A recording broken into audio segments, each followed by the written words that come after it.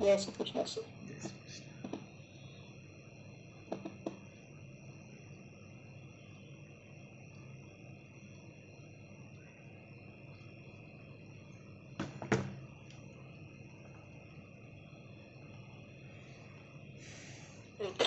అంతరాయతిమిరోపశాంతయే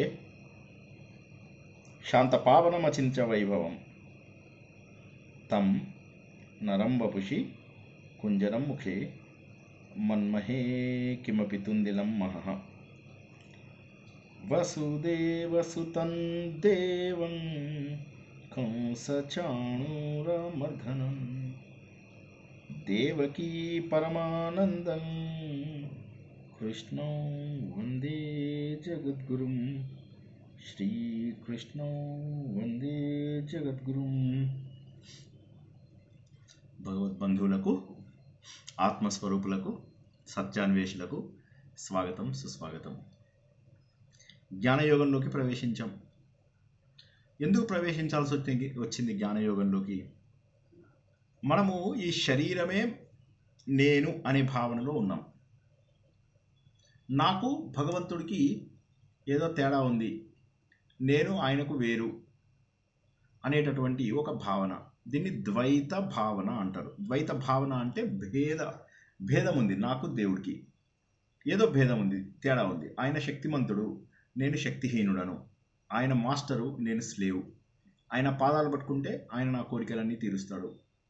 కాబట్టి ఇలాగ కోరికలు కోరుకుంటూ ఈ జన్మ తర్వాత ఇంకో జన్మ, ఇంకో జన్మ తర్వాత ఇంకో జన్మ, ఇంకో జన్మ తర్వాత ఇంకో జన్మ, ఇలా నాకు ఓపిక ఉండాలి కానీ కావలసిన జన్మలు ఎత్తుతాను. అయితే ఎత్తుతాను బాగానే ఉంది, కాకపోతే మనిషి జన్మ వస్తుందా? పోనీ మనిషి జన్మ వచ్చినా ఏ పాకిస్తాన్లో పుడితే ఏమవుతుంది? పోనీ పాకిస్తాన్లో పుట్టినా పర్వాలేదు, అక్కడ ఏ ఆడవాళ్ళుగానో పుడితే ఎలా ఉంటుంది పరిస్థితి? ఆఫ్రికాలో బాల కార్మికులుగా పుడితే ఎలా ఉంటుంది పరిస్థితి? పుట్టమని కాదు, పుట్టే ఉంటాం, యాక్చువల్గా పుట్టి ఉంటాం, మనకు తెలీదు. లేదు, అమెరికాలో మంచి సంపన్నుల ఇంట్లో పుట్టచ్చు, లేదా అమెరికాలో మిడిల్ క్లాస్ ఇంట్లో పుట్టచ్చు, లేదా అమెరికాలో కనీసం లో ఇన్కమ్ గ్రూప్లో పుట్టినా కూడా కాస్త డీసెంట్ లైఫ్ స్టైలే ఉంటుంది వాళ్ళకు కూడాను, అక్కడ పుట్టచ్చు. అమెరికాలో పుడతాం, అందవిహీనంగా పుట్టచ్చు. అమెరికాలో అందానికి ఎక్కువ ప్రాధాన్యత ఇస్తారు, అందవిహీనంగా పుట్టే అవకాశం ఉంది. అందరూ ఆనందంగా కనిపిస్తూ ఉంటారు మన ముందు, మనకేమో ఏ ఆనందము లేదు, స్నేహితులు లేరు, నచ్చే వాళ్ళు లేరు, మనని ఎవరు పట్టించుకోరు, తల్లిదండ్రులు పట్టించుకోరు, బయట సమాజము పట్టించుకోరు.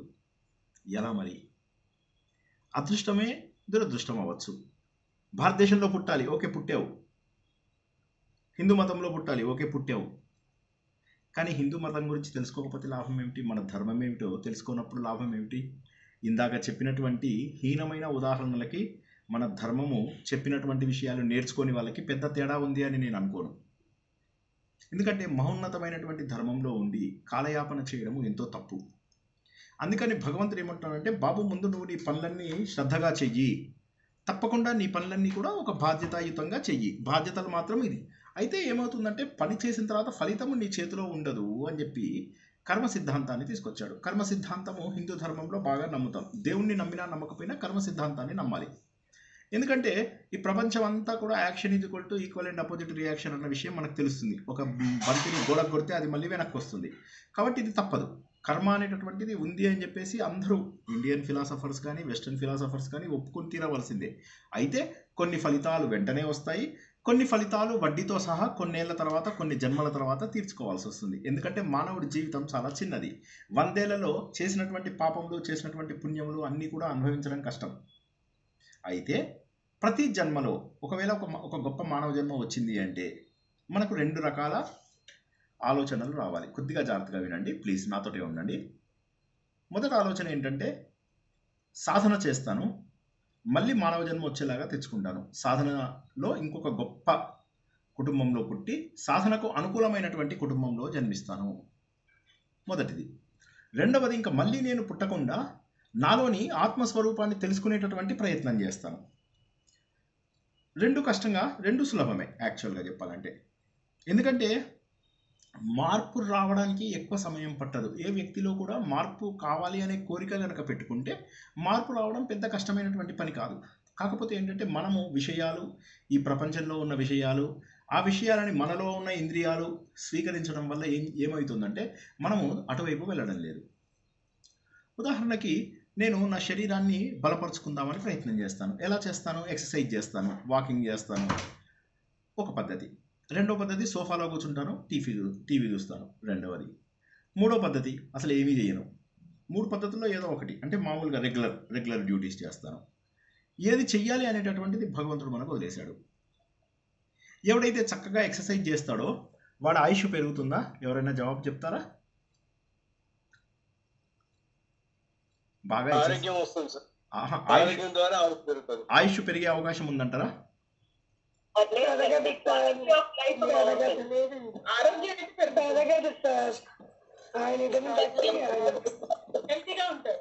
ఆరోగ్యంగా ఉండే యోగా ద్వారా పెరుగుతుంది అంటారు సార్.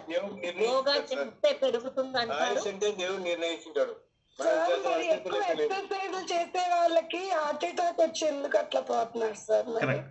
కాబట్టి ఆయుష్ అనేది వచ్చే ఛాన్స్ లేదు. ఆయుష్ రావచ్చు, ఆయుష్ పోవచ్చు, కానీ ఉన్నంత వరకు ఆరోగ్యంగా ఉండే అవకాశం ఉంది. అయితే ప్రాణాయామం ద్వారా మన ఆయుష్ పెరుగుతుంది కదా అని ఎవరైనా అంటే అది కూడా కాదు. మనకిచ్చినటువంటి శ్వాసలు ఎన్నైతే ఉన్నాయో అంతకుమించి ఒక్క శ్వాస కూడా మనం ఎక్కువ తీసుకునేటటువంటి అవకాశం లేదు.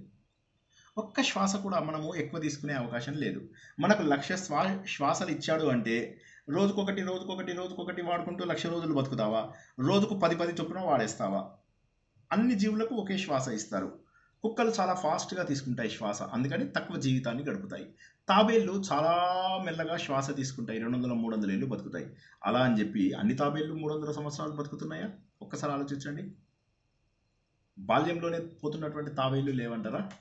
ఒకే పరిస్థితులలో పెరిగినటువంటి సమానమైనటువంటి చెట్లు, సేమ్ బీజం నుంచి వచ్చినటువంటి చెట్లు కూడా ఒకే రకంగా పెరుగుతున్నాయా?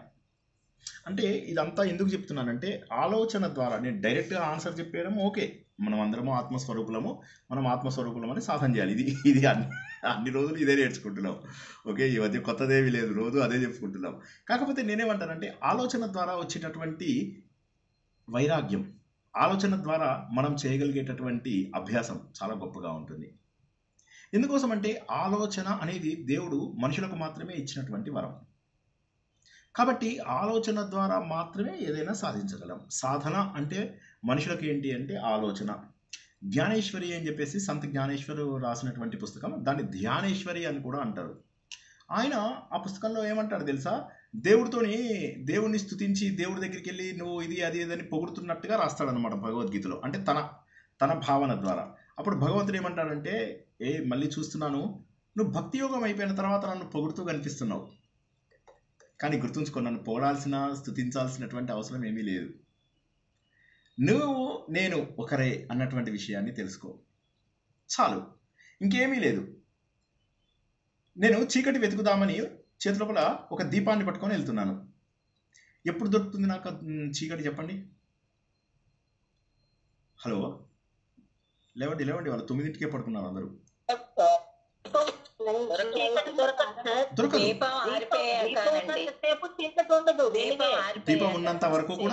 దీపం ఉన్నంత వరకు కూడా మనకు చీకటి కనిపించదు. సో అదేవిధంగా ఎవరైతే జ్ఞాన మార్గంలో వెళ్తారో ఇక వాళ్ళకి అజ్ఞానం వచ్చే అవకాశం లేదు. ఎవడో మన చుట్టాలు వచ్చి, రావయ్యా నిన్ను కొద్దిగా మా ఫంక్షన్కి పిలుస్తాను అని చెప్పని, తర్వాత ఫంక్షన్ లోపల నువ్వే పెద్దవి అని చెప్పేసి పిలుస్తాడు. పిలిచిన తర్వాత నీతో ఖర్చు పెట్టిస్తాడు, నువ్వే నా కూతురికి కన్యాదానం చేయాలి అంటాడు. ఈ విధంగా చేసి మళ్ళీ వెనక్కి గుంజే అవకాశం ఉంది. అప్పుడు దీపం మారిపోతుంది. అది వేరే సంగతి. మీరు అంతా తప్పు ఎగ్జాంపుల్స్ ఇప్పిస్తున్నారు నాతోటి. అసలు చెప్దాం అనుకోలే, మీరే అనవసరంగా దీపం మారిపోయాక చీకటి కనిపిస్తుంది అన్నాడు. సో నేను యాక్చువల్లీ పాజిటివ్ అవుట్లుక్ తోటే చెప్పాను. సరే, కమింగ్ బ్యాక్ టు అవర్ ఇది. సో కాబట్టి ఏంటంటే ఎప్పుడైతే నేను జ్ఞానాన్ని వెతుక్కుంటూ వెళ్తున్నానో అప్పుడు ఇక నాకు అజ్ఞానం కనిపించే అవకాశం లేదు. అదేవిధంగా భగవంతుడు అనేటటువంటి ఒక అద్భుతమైనటువంటి వెలుతురు వచ్చిందనుకో, ఇవాళ ఇప్పుడు ఇంత పెద్ద లైట్ వేసుకున్నాను నేను. ఎంత లైట్ తెలుసా? ఈ లైట్కి ఎదురుగా కూర్చున్నాను, ఎందుకంటే క్లియర్గా కనిపించాలని. నన్ను అందరూ కర్రోడు అంటున్నారు, కొద్దిగా తెల్లగా కనిపించాలని లైట్లో కూర్చున్నాను. ఇదే ఇంత పెద్ద లైట్ కూడాను రేపు పొద్దున్న సూర్యుడు వచ్చాక ఎలా ఉంటుంది ఆలోచించండి ఒకసారి. ఎన్ని దీపాలు ఇలాంటివి వెలిగిస్తే ఒక సూర్యుడుతో సమానం అవుతాయి. భగవంతుడి జ్ఞానం గనక ఒక్కసారి తెలుసుకుంటే ఈ ప్రపంచంలో ఉన్న చిన్న చిన్న సుఖాలు మనకు పెద్ద సుఖాలు అనిపించవు. ఒక్కసారి ఈ పాయింట్ ఎవరైనా రిపీట్ చేస్తారా నా కోసం?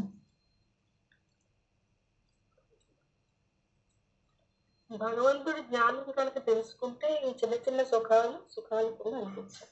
ఓకే, దీనికి భగవద్గీతలో మనం చెప్పుకున్న ఇంకొక ఎగ్జాంపుల్ ఎవరైనా చెప్తారా? రోజు చెప్తూ ఉంటాను, అదే ఎగ్జాంపుల్ రోజు చెప్తూ ఉంటాను. ఒక్కసారి ఎవరైనా చెప్పగలరా ఆ ఉదాహరణ? జలాశయం ఇచ్చాడు. పెద్ద జలాశయం భగవంతుడు ఇచ్చినప్పుడు చిన్న గ్లాస్ వాటర్ దాని ముందు ఏదనిపించదు. Correct correct, wonderful wonderful, correct. Rajani garu మీరు కూడా ఏదో చెప్పబోతున్నారు. సేమ్ అదే సార్, జలాశయం ఇచ్చాను, గ్లాస్ నీళ్ళ కోసం ఎందుకు వెతుక్కుంటాను. అబ్సల్యూట్లీ. సో అదేవిధంగా భగవంతుడి యొక్క జ్ఞానం గొప్పది. అయితే మనము అజ్ఞానంతో ఉన్నాం. మరి అజ్ఞానానికి కారణం ఎవరు? మళ్ళీ ఒకసారి వెనక్కి వద్దాం. సో జస్ట్ బ్యాక్వర్డ్ థింకింగ్కి రండి. ఇప్పుడు ఏమైంది, 13వ అధ్యాయంలో మనం జ్ఞానం తెలుసుకున్నాం. జ్ఞానం ఎందుకు తెలుసుకోవాలి? మళ్ళీ మొదటి నుంచి వచ్చేద్దాం ఒకసారి. అర్జునుడు బాణాలు ఆరేశాడు, నేను పని చేయను అని చెప్పేసి అన్నాడు. చెప్పగానే అప్పుడు శ్రీకృష్ణ భగవానుడు 1వ అధ్యాయం మొత్తం మాట్లాడలేదు. ఎందుకంటే అర్జునుడిలో ఒక లక్షణం కనిపించింది. ఆ లక్షణం ఉన్నప్పుడు జనాల్ని మనం ఎక్కువ రెచ్చగొట్టకూడదు. 2వ అధ్యాయంలోకి వచ్చిన తర్వాత, చెప్పు కృష్ణ, ఎదురుగా మహానుభావులైనటువంటి ద్రోణుడు మా తాతగారు ఉన్నారు, ఎలా చంపాలి అని అన్నాడు. కొద్దిగా తగ్గాడు. అప్పుడు అర్జునుడు ఒక లక్షణంలోంచి ఇంకో లక్షణంలోకి మూవ్ అయ్యాడు, కొద్దిగా అప్గ్రేడ్ అయ్యాడు. తర్వాత ఏమంటాడు, నేను నీ శిష్యుణ్ణి, నీకు దండం పెడతాను, నన్ను ఏం చేయమంటావో చెప్పు, నువ్వేం చెప్తే అది చేస్తాను అని అప్పుడు 3వ లక్షణంలోకి వచ్చాడు. ఏమిటా 3 లక్షణాలు?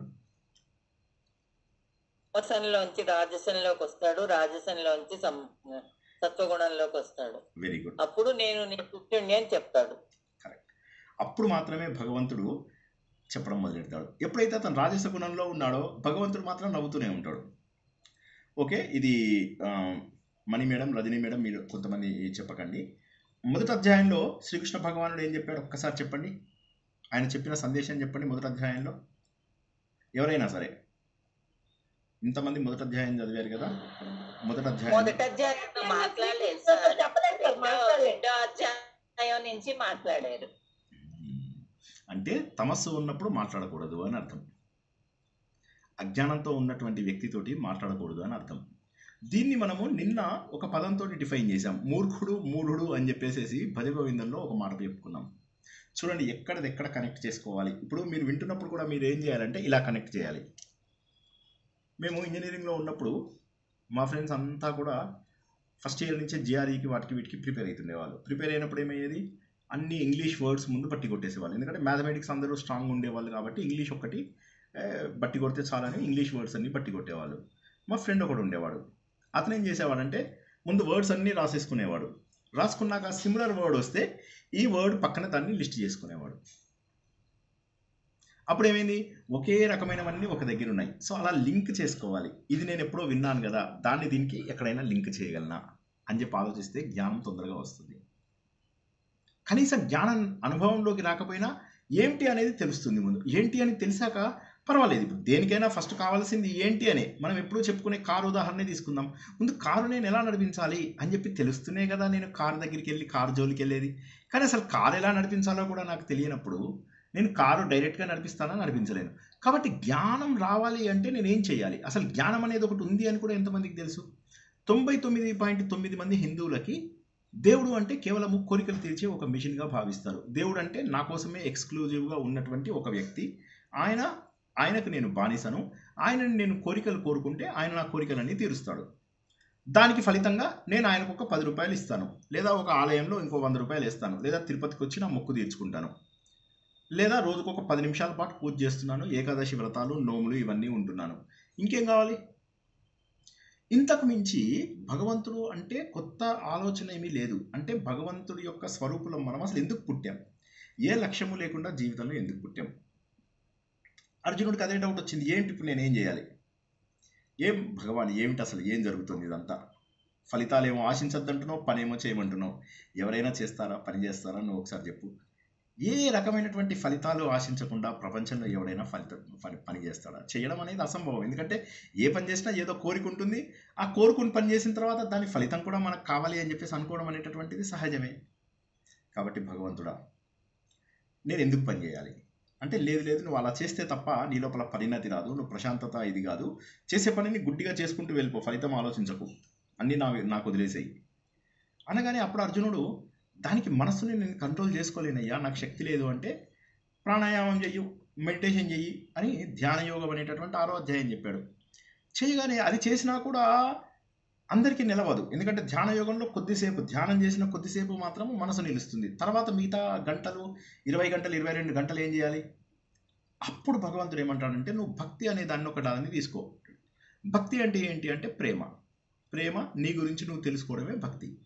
ఎలాగా ప్రేమ? నేను దేవుణ్ణి ఎలా ప్రేమిస్తాను? దేవుణ్ణి ప్రేమించాలి అంటే నేను దేవుణ్ణి చూడాలి. నా పిల్లల్ని ప్రేమించినంతగా నేను దేవుణ్ణి ప్రేమిస్తానా? క్వశ్చన్. మనము ఇదే ప్రశ్న మన గ్రూప్లో వేసినప్పుడు ఎవరు కూడా మా పిల్లల్ని ప్రేమించిన అంత లేదా పిల్లల కంటే ఎక్కువగా నేను దేవుణ్ణి ప్రేమిస్తాను అని ఎవరూ చెప్పలేకపోయారు.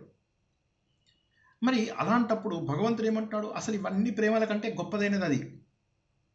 మనము ఎన్టీఆర్ సినిమా లోపల తిన్నాం కదా, జననీ జన్మభూమిశ్చ స్వర్గాదపి గరీయసి అని చెప్పేసి మన రామాయణంది లైన్ వాడి తర్వాత ఏమంటాడు? ఏ తల్లి నిన్నుగన్నదో ఆ తల్లినే కన్నా జన్మభూమి గొప్పదిరా.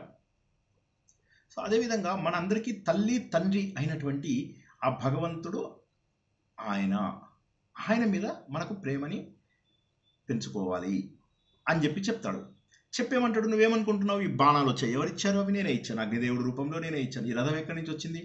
అగ్నిదేవుడు వరుణుడితో ఇప్పించాడు నాకు. మహాభారతంలో శ్రీనివాస్ చెప్తుంటే విన్నాం. ఆ వరుణుడు ఎవరు? నేనే. సో ఈ విధంగా ప్రతిదీ నేనే అర్జున. ఆఖరికి ఈ ప్రపంచంలో నువ్వెవరో తెలుసా? నేనే. పాండవులలో అందరికంటే శ్రేష్ఠుడైనటువంటి అర్జునుడను నేనే. నరుడు నారాయణుడు మన ఇద్దరం. ఈ కథ రాసినటువంటి వేదవ్యాసుడు ఎవరు అనుకుంటున్నావు? అది కూడా నేనే. ఆ పైన జెండా పైన కవిరాజు ఎవరు అనుకుంటున్నావు? అది కూడా నేనే. ఇలాగా ప్రతి ఒక్క ఎగ్జాంపుల్ చెప్పి అర్జునుడికి కళ్ళు తెరిపిస్తాడు. ప్రపంచంలో ప్రతి చోట వ్యాపించి ఉన్నటువంటిది నేనే. కాబట్టి ఈ చిన్న చిన్న వాటి మీద కాదు, నువ్వు పెట్టాల్సినటువంటి ప్రేమ వేరేది ఉంది. అద్భుతమైన ప్రేమ. ఏ విధంగానైతే పెళ్లి చేసుకున్న తర్వాత తల్లిదండ్రుల మీద ప్రేమ తగ్గి భార్య మీద వస్తుందో, తర్వాత పిల్లల మీదకి అది ట్రాన్స్ఫర్ అవుతుందో, మనని కన్న వాళ్ళ కంటే మనం కన్న వాళ్ళపైన ప్రేమ పెరుగుతుంది కదా. అంటే మన ప్రేమ మారుతుందా అంటే ఖచ్చితంగా మారి తీరుతుంది. ఒకసారి ఈ పాయింట్ నేను చెప్పాక ఎవరైనా రిపీట్ చేయండి, కొద్దిగా జాగ్రత్తగా వినండి. ప్రేమ మారుతుందా? ప్రేమలో హెచ్చుతగ్గులు ఉంటాయా? ఉంటాయి. ఎలాగా? మన తల్లిదండ్రుల కంటే మన పిల్లలపైన మనకు ప్రేమ ఎక్కువ ఉంటుంది. ఇది లోక సహజం, ఎవరు తప్పు పట్టాల్సిన అవసరం లేదు. అలా అని చెప్పి తల్లిదండ్రులు ప్రేమించమని కాదు. మన జీవితం పాడైపోయినా సరే, నేను కోట్ల కొద్ది డబ్బు సంపాదించినా సరే, దేవుడు వచ్చేసి ఈ క్షణంలో నీకేమన్నా చేయాలని, నీ పిల్లలకి ఏమన్నా చేయాలంటే దండం పెడతాను, నా పిల్లలకి ఏం చేయకుండా నన్ను తీసుకెళ్ళిపో. వీడి వయసు 40 ఏళ్ళు కూడా ఉండదు, కానీ అప్పుడే నా పిల్లల కోసం నేను త్యాగం చేస్తానని అనుకుంటున్నాడు. అంటే ఎంత రేంజ్లో ప్రేమిస్తున్నాడు. మరి అంత రేంజ్ లోపల భగవంతుని మనం ప్రేమిస్తామా? ఒక్కసారి ఈ పాయింట్ ఎవరన్నా చెప్పగలరా?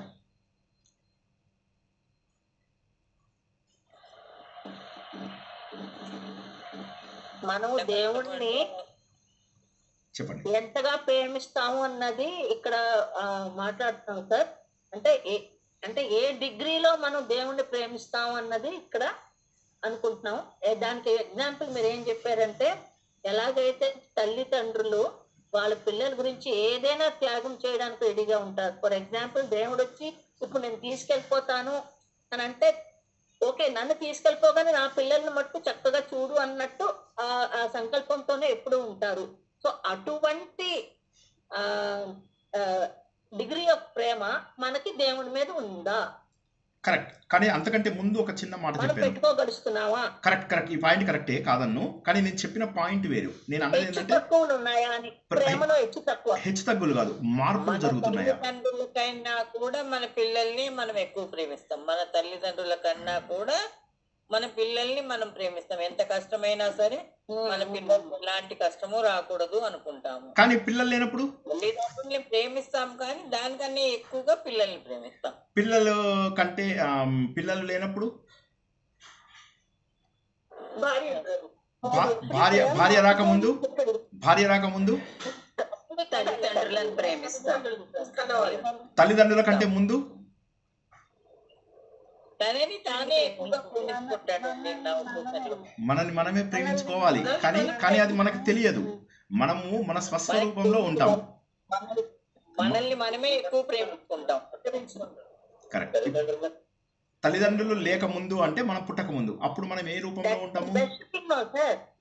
సార్ మనని మనం ప్రేమించుకోవడం is the best thing which can happen. అంటే అది అంటే ఈ జన్మలో కాదు నేను చెప్పేది, బతికుండగా అది స్వార్థం అవుతుందేమో. నేననేది ఏంటంటే నా స్వరూప సాధన చెయ్యాలి. నన్ను నేను ప్రేమించుకుంటే స్వార్థపరుడు అవుతాను. అంటే మనని మనం ప్రేమించుకుంటేనే ఇంకొకరిని ప్రేమించగలం కదా. అది కరెక్ట్. అవును, అది పర్సనాలిటీ డెవలప్మెంట్కి అది కరెక్ట్. మనని మనం ప్రేమించకపోతే మనని బయట వాళ్ళు ఎందుకు ప్రేమిస్తారు, అది కరెక్ట్. పర్సనాలిటీ డెవలప్మెంట్ గురించి ఇక్కడ మనం భగవంతుడి గురించి ఎప్పుడైతే మాట్లాడుతున్నామో, మాట్లాడినప్పుడు ముందు నా ప్రేమ దేవుడు ఎలా మారుతోంది? ముందు పిల్లల పైన, తర్వాత భార్య లేదా భర్త పైన, తర్వాత తల్లిదండ్రుల పైన, అంతకంటే ముందు ఎవరిపైన ఉంది? వెనక్కి వెళ్తున్నా నేను, ఐఎమ్ గోయింగ్ బ్యాక్. వెనక్కి వెళ్ళినప్పుడు ఎవరిపైన ప్రేమ ఉంది? భగవంతుడి మీద. మనల్ని మనం ప్రేమించుకోవాలి. మనల్ని మనమే ప్రేమించుకుంటాం, మనము తర్వాతే భగవంతుడు అనుకుంటాం. కాదు, తల్లిదండ్రులకు పుట్టక ముందు మనం ఎక్కడున్నాం? పాయింట్ అర్థం కావట్లేదు మీకు.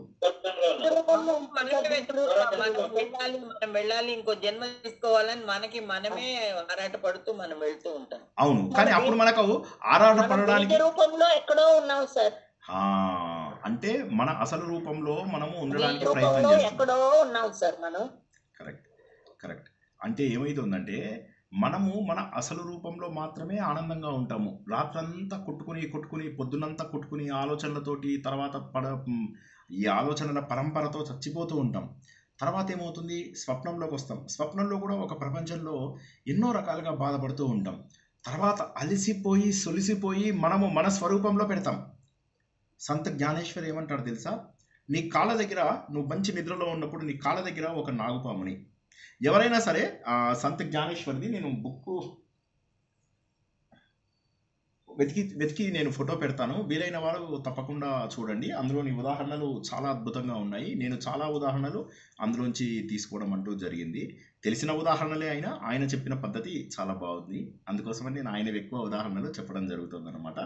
సంత జ్ఞానేశ్వర్ ఏమంటాడంటే, నీ కాళ్ళ దగ్గర ఒక పాముని పెట్టుకో, తల దగ్గర అందమైనటువంటి వస్తువుని పెట్టుకో, కామిని లేదా కాంచనం ఏదో ఒకటి పెట్టుకొని ఎదురుగా. మంచి నిద్రలో ఉన్నావు, దేన్ని ఇష్టపడతావు నువ్వు? ఎవరైనా జవాబు చెప్పగలరా? ఇష్టపడదు, మనకు అసలు ఏమీ తెలియదు కదా, తెలియని స్థితిగా ఉంటాము. అది అంటే ఏమనిపిస్తుంది అంటే, ఏదైతే మన స్వస్వరూపం అనేటటువంటిది ఏదైతే ఉంటుందో, ఆ స్వరూపంలో ఉన్నప్పుడు మనకు భయము లేదు, కోరిక కూడా లేదు.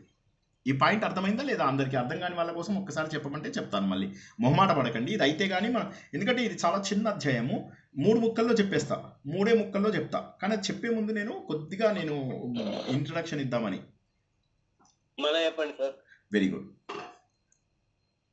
గాఢ నిద్రలో ఉన్నప్పుడు మనకు ఏ రకమైనటువంటి కోరికలు ఉండవు, ఏ రకమైనటువంటి భయాలు ఉండవు. దానికి కారణం ఏంటంటే, కేవలము ఆ సమయంలో మాత్రమే మనము స్వస్వరూప సాధనలో ఉన్నాము. ఆ సమయంలో మాత్రమే మన స్వరూప సాధనలో ఉన్నాము. ఆ సమయంలో తప్ప ఇక వేరే ఏ సమయంలో కూడా మనం ఆనందంగా ఉండము. డే మొత్తము కూడా మనము బాధపడుతూనే ఉంటాం. స్వప్నంలో కూడా బాధపడుతూనే ఉంటాం, గిలగిలా కొట్టుకుంటూ ఉంటాం. కానీ ఎప్పుడైతే మనలో మనము నిద్రిస్తామో, అంటే మన యొక్క అసలు స్వరూపంలో ఎప్పుడైతే నిద్రపోతామో, అప్పుడు మనం చాలా ప్రశాంతంగా ఉంటాము. ఆ సమయంలో నేను అనేటటువంటి దృక్కు కూడా పడిపోతుంది అని చెప్పి మనము దృగ్దృశ్య వివేకంలో తెలుసుకున్నాం. దాన్ని మనం ఉపదేశ సారంలో తెలుసుకుంటున్నాం. అందులో ఏమర్థమవుతుంది? నేను అనేది ఏదైతే ఉందో అది కూడా పడిపోయినప్పుడు నువ్వు ఎక్కడైతే నిద్రిస్తున్నావో అది పరంధామము. ఈ పాయింట్ ఎవరన్నా ఒక్కసారి రిపీట్ చేయగలరా? ఇప్పుడు నేను లాస్ట్ కూడా పడిపోయినప్పుడు పరంధామంలో ఉన్న ఆ భావన మనకు కలుగుతుంది. అది ఎప్పుడు కలుగుతుంది అంటే, మనం గాఢ నిద్రలో ఉన్నప్పుడు ఆ నేను అనే తత్వాన్ని కూడా ఎప్పుడైతే మనం మర్చిపోయినామో, అప్పుడు మనకు పక్కన మీరు అన్నట్లు 1000 వరహాలు పెట్టినా కూడా, లేదు ఎవరో ఇంకా ఏదో మనకు విలువైన వస్తువు ఇస్తామన్నా కూడా మనకు ఏది అనిపించదు.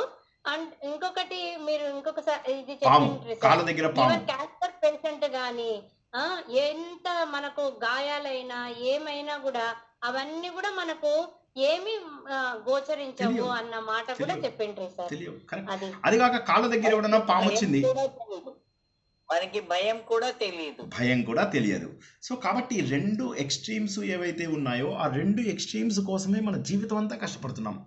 ఇటు కోరికలు, ఇటు భయము, ఇటు కోరికలు, ఇటు భయము, ఇటు కోరికలు, ఇటు భయము. ఇవి కూడా లేనటువంటి స్థితి అది గొప్పదా కాదా ఎవరైనా చెప్పండి? చాలా చాలా గొప్పది. తెలుసుకోలేక చాలా గొప్ప అది. కాకపోతే అది అజ్ఞానంలో జరుగుతోంది. దేవుణ్ణి నమ్మినా, దేవుణ్ణి నమ్మకపోయినా, నీకు జ్ఞానం వచ్చినా ఇప్పుడు ఇంత డీటెయిల్‌గా చెప్పాలా? సార్ మీరు చెప్పిందంతా అర్థమైంది. కానీ తెలియకముందే నేను అందులో ఆ స్థితిలో ఉన్నాను గదా! నౌ మళ్ళీ ఆలోచనలు ఇలా నేనేమంటున్నానంటే, నేను ఈ పద్ధతిలో ఎందుకు చెప్తున్నానంటే, మీ లోపల థాట్ ప్రాసెస్ క్రియేట్ చేద్దామని. మీరు ప్రతిదాన్ని ప్రశ్నించుకోండి. ఇప్పుడు మీరేమని ప్రశ్నించుకోవాలి మిమ్మల్ని మీరు? లేదా నన్ను ప్రశ్నించండి. నన్ను ఇది చేయండి. నన్ను పీకండి. మీరు అందులోపల అందరూ కూడా చాలా సూపర్ మీరు. ఎందుకంటే మీరందరూ చెప్పే కదా మొన్న. మీరందరూ కలిసి ఒక బుక్ రాయండి. ఆ బుక్ పేరు ఏంటంటే, మా సార్‌ని సతాయించడం ఎలా అని చెప్పేసేసి రాసి దాన్ని 1000 కాపీలు, 1,00,000 కాపీలకు అమ్మేసేయొచ్చన్నమాట. సో కాబట్టి ప్రశ్నించే గుణం ఉండాలి. ప్రశ్నించనప్పుడు ఏమవుతుందంటే నేర్చుకోవడం తక్కువ, కష్టమవుతుంది. కాబట్టి ఇది సిల్లీ ప్రశ్ననా? లేకపోతే ఇది కష్టమైన ప్రశ్ననా? ఇది ఈజీ ప్రశ్ననా అనుకోకూడదు. మొహమాటం లేకుండా అడిగేయాలి. అడిగిన తర్వాత ఆ జవాబుని నిరంతరము జ్ఞాపకం ఉంచుకోవాలి. కాబట్టి ఎప్పుడు ప్రశ్నల దగ్గర మొహమాట పడకూడదు. బయట వాళ్ళని ప్రశ్న వేస్తున్నారా? లేకపోతే మీరు అంతర్మథన చేసుకుంటున్నారా? అంతర్మథన లేనిదే మానవ జీవితం వృధా. ఎన్నోసార్లు చెప్పాను నేను ఈ మాట. అంతర్మథన ఇప్పుడు మళ్ళీ ఆలోచిద్దాం. సరే సార్ మీరు చెప్పిన మాట నిజమే. కానీ నేను దేవుణ్ణి నమ్మక ముందు కూడా నేను ఆ స్థితిలో ఉన్నాను కదా. దేవుణ్ణి నమ్మాల్సిన అవసరం ఏముంది నాకు? నాలో పరబ్రహ్మ ఉన్నాడు అని గుర్తించాల్సిన అవసరం ఏంటి? కరెక్టే కదా. అలా లేనివాడు, హిందూ మతంకి చెందనివాడు కూడా హ్యాపీగా నిద్రపోతున్నాడు. వాడికి హిందూ మతం తెలియకపోయినా నిద్రపోతున్నాడు. మరి అలాంటప్పుడు ఇదంతా నేర్చుకోవాల్సిన అవసరం ఏముంది? క్షేత్రజ్ఞ యోగం అసలు అవసరం ఏముంది? ఇంత గొప్ప అధ్యాయం క్షేత్రజ్ఞ యోగం. ఇప్పుడు మళ్ళీ మనం వచ్చింది గుణత్రయ విభాగ యోగం. వీటి అవసరం ఏముంది అంటే, అజ్ఞానంలో ఏదైతే మనకు ఒకటి దొరుకుతుందో దాన్ని శాంపుల్ అంటారు. బయట ఏం చేస్తారు, మనకు ఒక షాప్కి వెళ్తుంటే మన షాప్ లోపల బయట కొన్ని వస్తువులని డిస్ప్లే ఐటమ్స్ లాగా పెడతాడు. ఆ డిస్ప్లే ఐటమ్స్ మీకు నచ్చితే అప్పుడు మీరు వెనకాల గోడౌన్ నుంచి మీకు అన్ని ఐటమ్స్ తెప్పిస్తాడు. కాబట్టి దేవుడు ఏంటంటే ఒక అద్భుతమైనటువంటి విషయాన్ని మీకు తెలియజేయాలని ఒక శాంపుల్ ఇచ్చాడు. ఆ శాంపుల్ తెలిసిన తర్వాత అనంతమైనటువంటి ఆ ఆనందం ఉంది. సత్యం జ్ఞానం అనంతం బ్రహ్మ.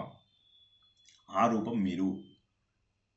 సో కాబట్టి ఏమైంది, భక్తి అనేటటువంటిది అన్ని చోట్ల ఉంది అని చెప్పి తెలిసినప్పుడు అర్జునుడు ఎలా ఉంది అంటే, ఇందులో నేనున్నాను, అందులో నేనున్నాను, అందులో నేనున్నాను, ఇందులో నేను విభూతి యోగంలో చెప్పేశాడు. మొత్తం చెప్పేసేసి నేను శ్రీనివాస్ని, నేను ఆఫీస్కి వెళ్తే ఎంప్లాయీని, ఇంట్లో ఉంటే భర్తను, ఇక్కడ ఉంటే స్నేహితుడిని, ఇక్కడ ఉంటే ప్రవచనకర్తను, ఇలా రకరకాల పేర్లు. ఒకే వ్యక్తికి విభూతులు. ఇవన్నీ విభూతులు. భూతి, నేను శ్రీనివాస్గా భూతి, నేను ఇన్ని రూపాలలో విభూతి.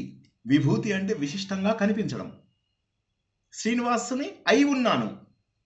భూతి సంభూతము, భూతము సంభూతి, సమ్యక్ భూతి నేను అయ్యాను. కానీ విభూతి విశిష్టంగా రకరకాలుగా కనిపిస్తున్నాను. సో దేవుడు ఏం చెప్పాడంటే, నేను ఒకటే రూపమైన ఇన్ని రూపాలలో కనిపిస్తున్నాను అని చెప్పాడు. అర్జునుడు ఏమన్నాడు, ఇప్పుడు అర్థమైపోయింది. ఇక నేను నిన్ను డౌట్ కొట్టేది లేదు, నాకు మొహమాటం లేదు, నేను సిగ్గుపడేది లేదు, నాకు మోహం మొత్తం పోయింది అని చెప్తాడు. మోహం పోదు కానీ మందు పనిచేస్తుంది, జ్వరం తగ్గింది అనగానే అప్పుడు దేవుడిని అంటాడు, నాకు గనక అర్హత ఉంటే నీ విశ్వరూపం చూపించు. ఇప్పుడు నేను కర్మ చెయ్యను అనే మాట చెప్పట్లా అర్జునుడు. భగవంతుడు జ్ఞానాన్ని తీసుకుని అంతకంటే గొప్పది నేను తెలుసుకోబోతున్నాను అర్థమైంది. ఇంతవరకు కూడా మోహంలో కొట్టుకుపోయాడు. ఏంటా మోహం? నా చుట్టాలు, నా బంధువులు, చిన్నప్పటి నుంచి ఈ గ్యాంగ్ అందరితో ఆడుకునేవాళ్ళు. వాళ్ళు దుర్యోధనుడు, ఈ గ్యాంగ్ అందరూ వీళ్ళందరూ ఆడుకునేవాళ్ళు. అందరూ చెడ్డవాళ్ళు కాదు. దుర్యోధనుడు, దుశ్శాసనుడు వదిలేసి మిగతా వాళ్ళు యావరేజ్ పీపులే. వికర్ణుడు లాంటి గొప్ప వాళ్ళు కూడా ఉన్నారు అందులోపల. అందరూ కలిసి తిరిగిన వాళ్ళే. ఆ మోహంని ఇప్పుడు మోహం గురించి ఆలోచించట్లే. ఆ మోహం దాటిపోయి భగవంతుడి పైన ప్రేమ కనిపిస్తుంది. అప్పుడు భగవంతుడు అంటాడు, నీకు నేను విశ్వరూపం చూపించకపోవడం ఏంటి? ఎంతోమంది కోట్ల జన్మల తపస్సు చేసినా కూడా వాళ్ళకి నేను కనిపించను. సాధన చేసిన వాళ్ళకి మాత్రం నేను కనిపిస్తాను. నువ్వు సాధకుడవి, నీకు నేను కనిపిస్తానని విశ్వరూపం చూపిస్తాడు. చూపేగానే అప్పుడు అర్జునుడు అందులోపల పాస్ట్, ప్రజెంట్, ఫ్యూచర్ అన్ని చూడటము, భగవంతుడిని గుర్తించేసి ఇప్పుడు నేను ఈ రూపాన్ని ఎలా చేరుకోవాలి. సో చూసారు ఆ సీక్వెన్స్. నేను మాటికి చెప్తాను. ఆ సీక్వెన్స్ చూడండి. ప్రతిసారి 11వ అధ్యాయంకి 10వ అధ్యాయంకి తేడా ఏంటి, 10వ అధ్యాయంకి 9వ అధ్యాయంకి తేడా ఏంటి, 9కి 8కి తేడా. Just go back. భగవద్గీత ఒక్కదాన్ని సంపూర్ణంగా అర్థం చేసుకుంటే నేను చెప్పే మిగతావన్నీ కూడా చాలా సులభంగా అర్థమవుతాయి. గుర్తుంచుకోండి ఈ పాయింట్. సో ఇప్పుడు ఏమైంది, 11వ అధ్యాయంలో ఆయన ఏం చెప్పాడు? కాబట్టి నువ్వేం చేయాలి, మద్భక్త మత్పరమ, ఇంకోటి ఏదో ఉంది అది నిర్వైర, సంఘ వివర్జిత. ఇవన్నీ లక్షణాలు కనుక నువ్వు అలవాటు చేసుకుంటే అప్పుడు నువ్వు నిజమైన భక్తుడు అవుతావు అని. అప్పుడు దాని గురించి భక్తి యోగంలోకి వస్తాడు. ఇప్పుడే నేను రూపంతో పూజించాలా, రూపం లేకుండా పూజించాలా అంటే రూపంతో ప్రారంభించు, తర్వాత రూపం లేనిటటువంటి కష్టమైన స్థితికి వెళ్ళగలుగుతావు అని చెప్పేసి ఆ భగవంతుని నువ్వు పట్టుకోవాలంటే నీకు 35 క్యారెక్టరిస్టిక్స్ కావాలి. 35 క్యారెక్టరిస్టిక్స్లో నేను కొన్ని చెప్తాను, ఓకే? అందులో ఎస్ వచ్చినప్పుడు మాత్రమే అందరూ ఎస్ అని చెప్పండి. మామూలు టైంలో ఎవరు మాట్లాడద్దు.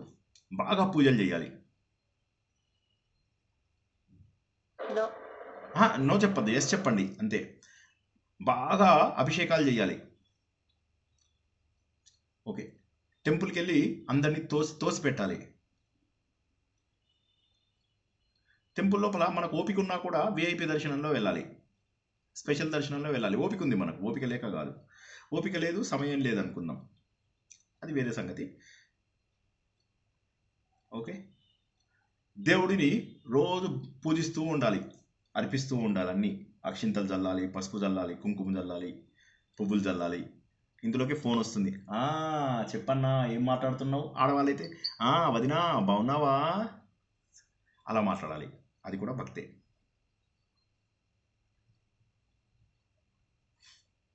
ఎవరన్నా కూడా ద్వేషం ఉండకూడదు.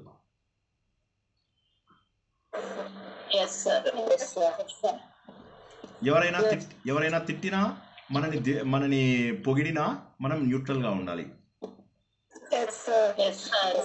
శత్రువులతో మిత్రులతో సమానంగా ఉండాలి.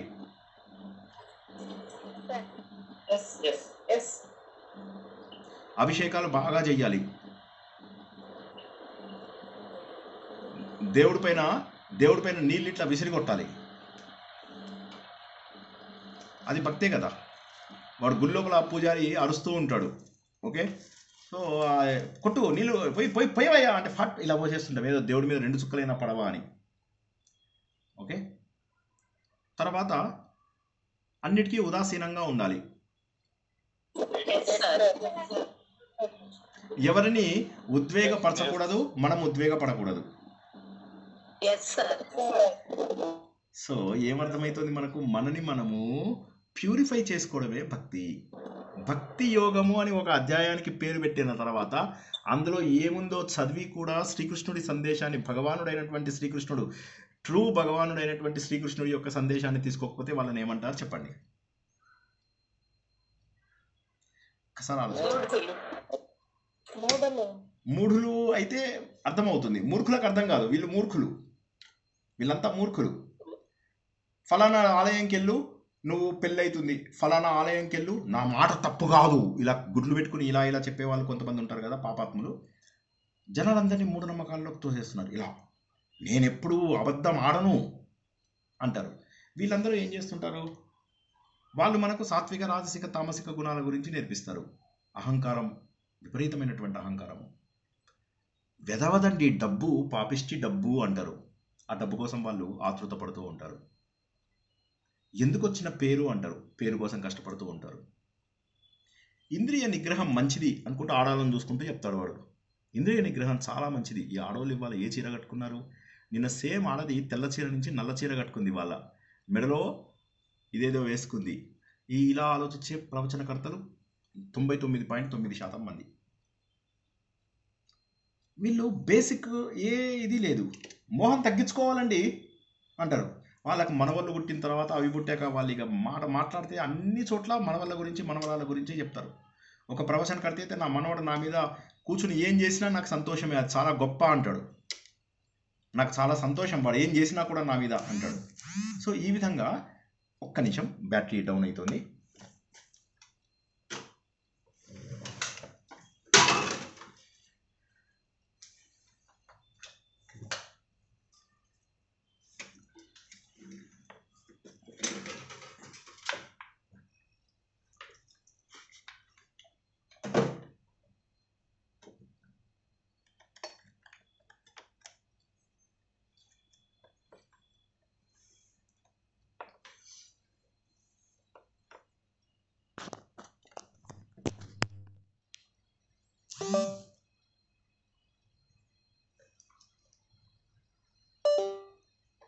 Okay, sorry. విష్ణు. సో ఇప్పుడు మనం ఆలోచించాల్సినటువంటి విషయం ఏమిటంటే, ఏవైతే భగవంతుడు మనకు మానుకోమని చెప్పాడో అవి వేరే వాళ్ళని మానుకోమని చెప్పి మనము గుర్తింపు కోసమో డబ్బు కోసమో ఇంద్రియాల కోసమో చేసినట్లయితే వారిలో ఏ విధమైనటువంటి పరిణతి ఉంది. కాబట్టి జనాలలో మూఢనమ్మకం పెంచమని దేవుడు చెప్పాడు. దేవుడు ఎంత అద్భుతమైన మాటలు చెప్తున్నాడో చూడండి. ఆయన ఏమంటున్నాడు? అర్జున, నువ్వు నన్ను ఎందుకు స్తుతిస్తున్నావు? నేను గత అధ్యాయంలో నీకేం చెప్పాను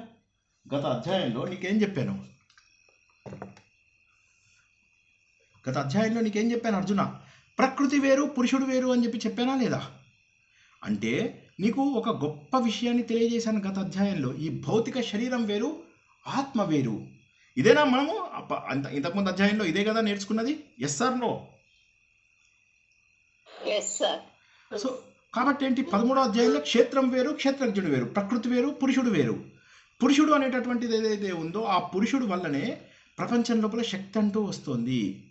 ఈ భౌతికమైనటువంటిది ఏదైతే ఉందో ఇదంతా కూడా జడమే. ఈ భౌతికం లోపల పంచ జ్ఞానేంద్రియాలు, పంచ కర్మేంద్రియాలు, పంచ ప్రాణాలు, ఏమున్నాయి ఇంకా అవన్నీ పంచభూతాలు, పంచ జ్ఞానేంద్రియాలు, పంచ కర్మేంద్రియాలు, పంచ ప్రాణాలు, మనసు, బుద్ధి, చిత్తము, అహంకారం.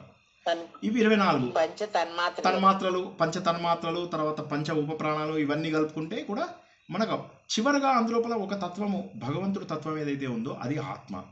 నువ్వు ఈ ఆత్మకు వేరుగా లేవు అని చెప్పి గత అధ్యాయంలో చెప్పాడు. ఇప్పుడేం చేశాడు? ఆత్మ అంతా ఒక్కటే. సో ఇప్పుడు నేను ఆత్మ గురించి చెప్పను. మన గత అధ్యాయంలో ఏం నేర్చుకున్నాం మళ్ళీ ఒకసారి జాగ్రత్తగా వినండి. ఆత్మ, తర్వాత ఇటు భౌతిక వస్తువులు. ఇది జడము, ఇది చైతన్యం. చైతన్యమైన వస్తువు ఎప్పుడూ కూడా దేనికి అంటకుండా అలా వెళ్ళిపోతుంది. ఈ భౌతిక వస్తువు ఏదైతే ఉందో ఈ భౌతిక వస్తువు మాత్రం రకరకాల విషయాలకు లోనవుతుంది. కాబట్టి నేను ఈ అధ్యాయంలో భౌతిక విషయాల గురించి చెప్తాను, ఆత్మ గురించి చెప్పాను. ఎందుకంటే ఆత్మ అనేది దేనికి అంటదు. ఆత్మ అనేది మహా చైతన్యము. నువ్వు ఆత్మస్వరూపుడమై ఉన్నావు. మరి ఎందుకు అందరూ డిఫరెంట్గా ఉన్నారు? దీనికి నేను ఇంతకుముందు చెప్పిన ఉదాహరణే ఒకసారి మళ్ళీ చెప్పడానికి ప్రయత్నం చేస్తాను. శాంసంగ్ వాడు సెల్ ఫోన్స్ తయారు చేస్తాడు, ఓకేనా? శాంసంగ్ వాడు సెల్ ఫోన్లు తయారు చేశాడు. తయారు చేసినప్పుడు ఏమైనాయి? అన్ని సెల్ ఫోన్లది ఒకే కాన్ఫిగరేషన్ అనుకుందాం. సేమ్ 16 GB ర్యాము, ఒక 128 GB దాని హార్డ్ డిస్క్ అనుకుందాం. ప్రతి దీనిది ఓకే, సేమ్ మోడల్ అదే అనుకుందాం శాంసంగ్ది. ఇప్పుడు ఇవి ఎప్పుడైతే ఇవి అక్కడి నుంచి వస్తాయో, వేర్ హౌస్ నుంచి వస్తాయో, ఇవన్నీ వేరువేరుగా ఉంటాయా, ఒక్క రకంగానే ఉంటాయా? చెప్పండి. అదే ఇప్పుడు నేను ర్యామ్స్ ఏముందని చెప్పాను కదా, 16 GB RAM, 256 GB hard disk అనుకుందాం అని. ఇప్పుడు అన్ని సెల్ ఫోన్స్ వాడు ఫ్యాక్టరీ నుంచి రిలీజ్ చేశాడు. ఇవన్నీ ఒకే రకంగా ఉంటాయా, వేరువేరుగా ఉంటాయా? ఒకే రకంగా ఉంటాయి. ఓకే, తర్వాత నేనేమైంది, ముగ్గురు వ్యక్తులకు ఇచ్చాను దాన్ని. ముగ్గురు వ్యక్తులకు ఇచ్చాను. వాళ్ళు ఏం చేశారంటే, ఒక వ్యక్తి ఏం చేశాడంటే అందులోపల దేవుడి ప్రవచనాలు, దేవుడి పాటలు నింపుకున్నాడు. ఒకటి ఏం చేశాడంటే 1970s, 1980s వచ్చిన పాటలు, పాత పాటలు ఇవన్నీ రికార్డ్ చేసుకున్నాడు. మూడో వాడు ఏం చేశాడంటే క్రైమ్ రిలేటెడ్ సినిమాలు అవి ఇవి పెట్టుకున్నాడు. సో ఇప్పుడు అవి మూడు కూడా కరెంటుకు కనెక్షన్ అయిన తర్వాత, అంటే చైతన్యానికి కనెక్ట్ అయిన తర్వాత వేరువేరుగా బిహేవ్ చేస్తున్నాయా, ఒక రకంగా బిహేవ్ చేస్తున్నాయా?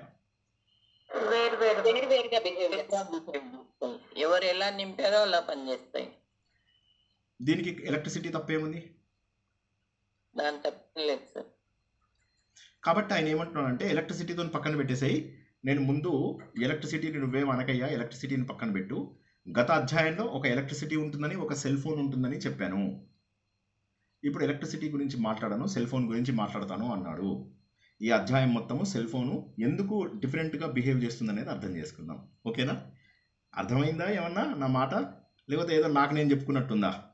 అర్థం కాని వాళ్ళు అడగండి, మొహమాటం లేకుండా. లేదు, అర్థం కాని వాళ్ళు అడగండి. అర్థం కాని వాళ్ళు ఎవరన్నా అడగండి. సెల్ ఫోన్ గురించి చెప్పారు కదా సార్, బాగానే అర్థమైంది. లేదు సార్, చైతన్యం మనుషుల్లో వస్తే ఎలా మారుతుంది, ఎలా ఉంటాయి సాత్విక రాజస తామస గుణాలని చెప్పారు. ఇప్పుడు ఈ పాయింట్, ఇప్పుడు నేను చెప్పిన పాయింట్ గత అధ్యాయంలో ఈ అధ్యాయంకి తేడా ఏంటి చెప్పండి. మణిగారు కానీ మాధురి వేమ గారు కానీ చెప్పండి. సెల్ ఫోన్ గురించి మాట్లాడదాము, చైతన్యం గురించి మాట్లాడొద్దు. కరెంటు తప్పు లేదు కదా, మనం ఏదైతే సెల్ ఫోన్ లో నింపామో అదే పని చేస్తుందని. ఎందులో చెప్తున్నారు ఆ మాట? ఏ అధ్యాయం? 13వ అధ్యాయం. 14వ అధ్యాయంలో సార్. ఇప్పుడు అధ్యాయంలో, అంతకు ముందు అధ్యాయంలో పురుషుడు వేరు, ప్రకృతి వేరు, క్షేత్రం వేరు, క్షేత్రజ్ఞుడు వేరు అని చెప్పి చెప్పారు సార్. ఇప్పుడు క్షేత్రజ్ఞుడు వేరు, ఆ శక్తి అన్నిట్లోకి తప్పు చెప్తున్నారు. వచ్చేటప్పటికి మొత్తం ఇద్దరు తప్పర్థం చేసుకున్నారు. ఇద్దరు తప్పర్థం చేసుకున్నారు. సరే, మళ్ళీ ఒకసారి ఇంకెవరైనా చెప్పగలడానికి ప్రయత్నం చేయండి. అంటే 13వ అధ్యాయంలో ఆత్మ, జడ పదార్థాలు అన్ని రెండు గురించి చెప్పారు. 14వ అధ్యాయంలోకి వచ్చిన తర్వాత ఆత్మను వేరుగా ఉంచి ఓన్లీ జడ పదార్థాల గురించి ఎక్స్ప్లెయిన్ చేయడానికి చెప్తున్నారు. వండర్ఫుల్, వండర్ఫుల్, కరెక్ట్గా చెప్పారు. దీన్నే ఇప్పుడు సెల్ ఫోన్ కాన్సెప్ట్లో చెప్పండి. సెల్ ఫోన్ కాన్సెప్ట్ లో అంటే ఫస్ట్ 13th అధ్యాయంలో అయితే ఎలక్ట్రిసిటీ గురించి, సెల్ ఫోన్లు అన్నిటి గురించి రెండు చెప్పారు. దీంట్లోకి వచ్చిన తర్వాత ఎలక్ట్రిసిటీ అటు పక్కన పెట్టేసి ఓన్లీ సెల్ ఫోన్లు ఎలా చేంజ్ అవుతాయి అనేది చెప్తున్నారు. వండర్ఫుల్. ఇప్పుడు అర్థం కాని వాళ్ళు ఎవరైనా అడగండి. ఈ అధ్యాయంలో ఏం చెప్పండి. Very good. ఎవరు చెప్పమని ఎవరన్నారో ఒక్కసారి వాళ్ళు అన్మ్యూట్ అవ్వండి. చక్కగా చెప్తాను, మంచిగా ఎక్స్ప్లెయిన్ చేస్తాను. ఎవరు అన్మ్యూట్ అవ్వండి? నేను చూడలేదు, కనిపించలేదు. ఎవరు? కళ్యాణి గారు. కళ్యాణి గారు, ఇప్పుడు మీరు జై శ్రీరామ్ చూడండి ఒకసారి. ఇప్పుడు మీరు సెల్ ఫోను కరెంటు లేకుండా పనిచేస్తుందా? కరెంట్ అంటే భగవంతుడు, సెల్ ఫోన్ అనేది శరీరం. ఓకేనా? ఓకే. ఆ రెండింటి గురించి చెప్పిన అధ్యాయం పేరు 13వ అధ్యాయం. సెల్ ఫోన్ గురించి చెప్పాము, కరెంటు గురించి కూడా చెప్పాము. ఎస్ నో చెప్పండి. మిమ్మల్ని అన్మ్యూట్ అవ్వమనేది ఎస్ నో చెప్తారని. అది అలా చెప్పండి. 14వ అధ్యాయంలోకి వచ్చేసరికి ఎలక్ట్రిసిటీతో పక్కన పెట్టేసేయి. ఎందుకంటే సెల్ ఫోన్లతో తేడా, ఎలక్ట్రిసిటీ తప్పేముంది. సెల్ ఫోన్లు ఒక్కొక్కడు ఒక్కో రకంగా వాడుతున్నారు. కాబట్టి ఎలక్ట్రిసిటీ గురించి మనం ఎక్కువ మాట్లాడుకోవద్దు. 2-3 శ్లోకాల్లో మాట్లాడుకుందాము. మిగతా అంతా కూడా ఈ సెల్ ఫోన్లు ఎందుకు మిస్బిహేవ్ చేస్తున్నాయి. వీడి సెల్ ఫోన్ ఏమో పాత సినిమాలు, వీడి సెల్ ఫోన్లో ఏమో దేవుడి సినిమాలు, వీడి సెల్ ఫోన్ ఏమో క్రైమ్ సీరియల్స్. దీనికి ఎలక్ట్రిసిటీకి ఏం సంబంధం లేదు. కాబట్టి ఎలక్ట్రిసిటీని తర్వాత మాట్లాడుకుందాం. ముందు 3 సెల్ ఫోన్లు ఎందుకు ఇలా తేడాగా ఉన్నాయో తెలుసుకుందామని 14వ అధ్యాయంలో చెప్తున్నారు. 13వ అధ్యాయంలో ఎలక్ట్రిసిటీ గురించి చెప్పాడు, సెల్ ఫోన్ల గురించి చెప్పారు, రెండింటి గురించి చెప్పారు. 14వ అధ్యాయంలో ఎలక్ట్రిసిటీని పక్కన పాడేసి కేవలము సెల్ ఫోన్ గురించి మాట్లాడుతున్నారు. అర్థమైందమ్మా? ఒక్కసారి చెప్పండి మీరు. కరెంట్ అనేది భగవంతుడు. ఈ ఎలక్ట్రిసిటీతో ఉపయోగించే పరికరము, ఆ ఫోను వివిధ రకాలుగా, అంటే గుణత్రయాలు ఎలాగైతే ఉన్నాయో అది గుణమును బట్టి ఎవరికి ఏది ఇష్టమైతే ఆ రకంగా వాడుతూ ఉంటారు. కాబట్టి అవి డిఫరెంట్గా వాడతారు, అదే రకంగా వాళ్ళకి చూపిస్తూ ఉంటాయి. కరెక్ట్. ఇప్పుడు అధ్యాయాల గురించి చెప్పండి ఒకసారి. క్షేత్రజ్ఞ విభాగ యోగంలో క్షేత్రం గురించి, క్షేత్రజ్ఞుని గురించి వివరంగా చెప్పారు సార్. అంటే సెల్ ఫోన్ ఎగ్జాంపుల్లో, సెల్ ఫోన్ ఎగ్జాంపుల్ ఎలక్ట్రిసిటీ వేరు, ఫోన్స్ అంటే వాటి డివైజెస్ వేరని చెప్పారు సార్. ఓకే. 14వ అధ్యాయంలో 14వ అధ్యాయంలో తాత్విక, రాజస, తామస గుణాలు. అవి మనం ఇంకా చెప్పుకోలేదు, అవి మనం చెప్పుకోలేదు. సెల్ ఫోన్ ఎగ్జాంపుల్ చెప్పండి. సెల్ ఫోన్ లో అంటే భగవంతుల్లో అన్ని గుణాలు అన్ని ఎలా మనకి ద్యోతకం అవుతా ఉంటాయో, మన ఆ పరికరంలో కూడా అన్ని చొప్పించారు. కాబట్టి అది అన్ని మనకి ఎలక్ట్రిసిటీని పక్కన పెట్టి సెల్ ఫోన్ల విషయమే మాట్లాడుకుందాం సార్. కళ్యాణి గారు, సెల్ ఫోన్ గురించే మాట్లాడుతున్నాం మనం 14వ అధ్యాయంలో. ఇప్పుడు 13వ అధ్యాయంలో ఏం చేసాము? ఒక సెల్ ఫోన్ గురించి మాట్లాడాము, ఒక ఎలక్ట్రిసిటీ గురించి కూడా మాట్లాడాము. అవునా? రెండింటి గురించి మాట్లాడాం. 14వ అధ్యాయంలో ఎలక్ట్రిసిటీ గురించి ఇంకొద్దు, ఎలక్ట్రిసిటీ ఏం పాపం లేదు, పాపం ఏదన్నా ఉంటే ఈ సెల్ ఫోన్ది అని చెప్పి చెప్తున్నారు.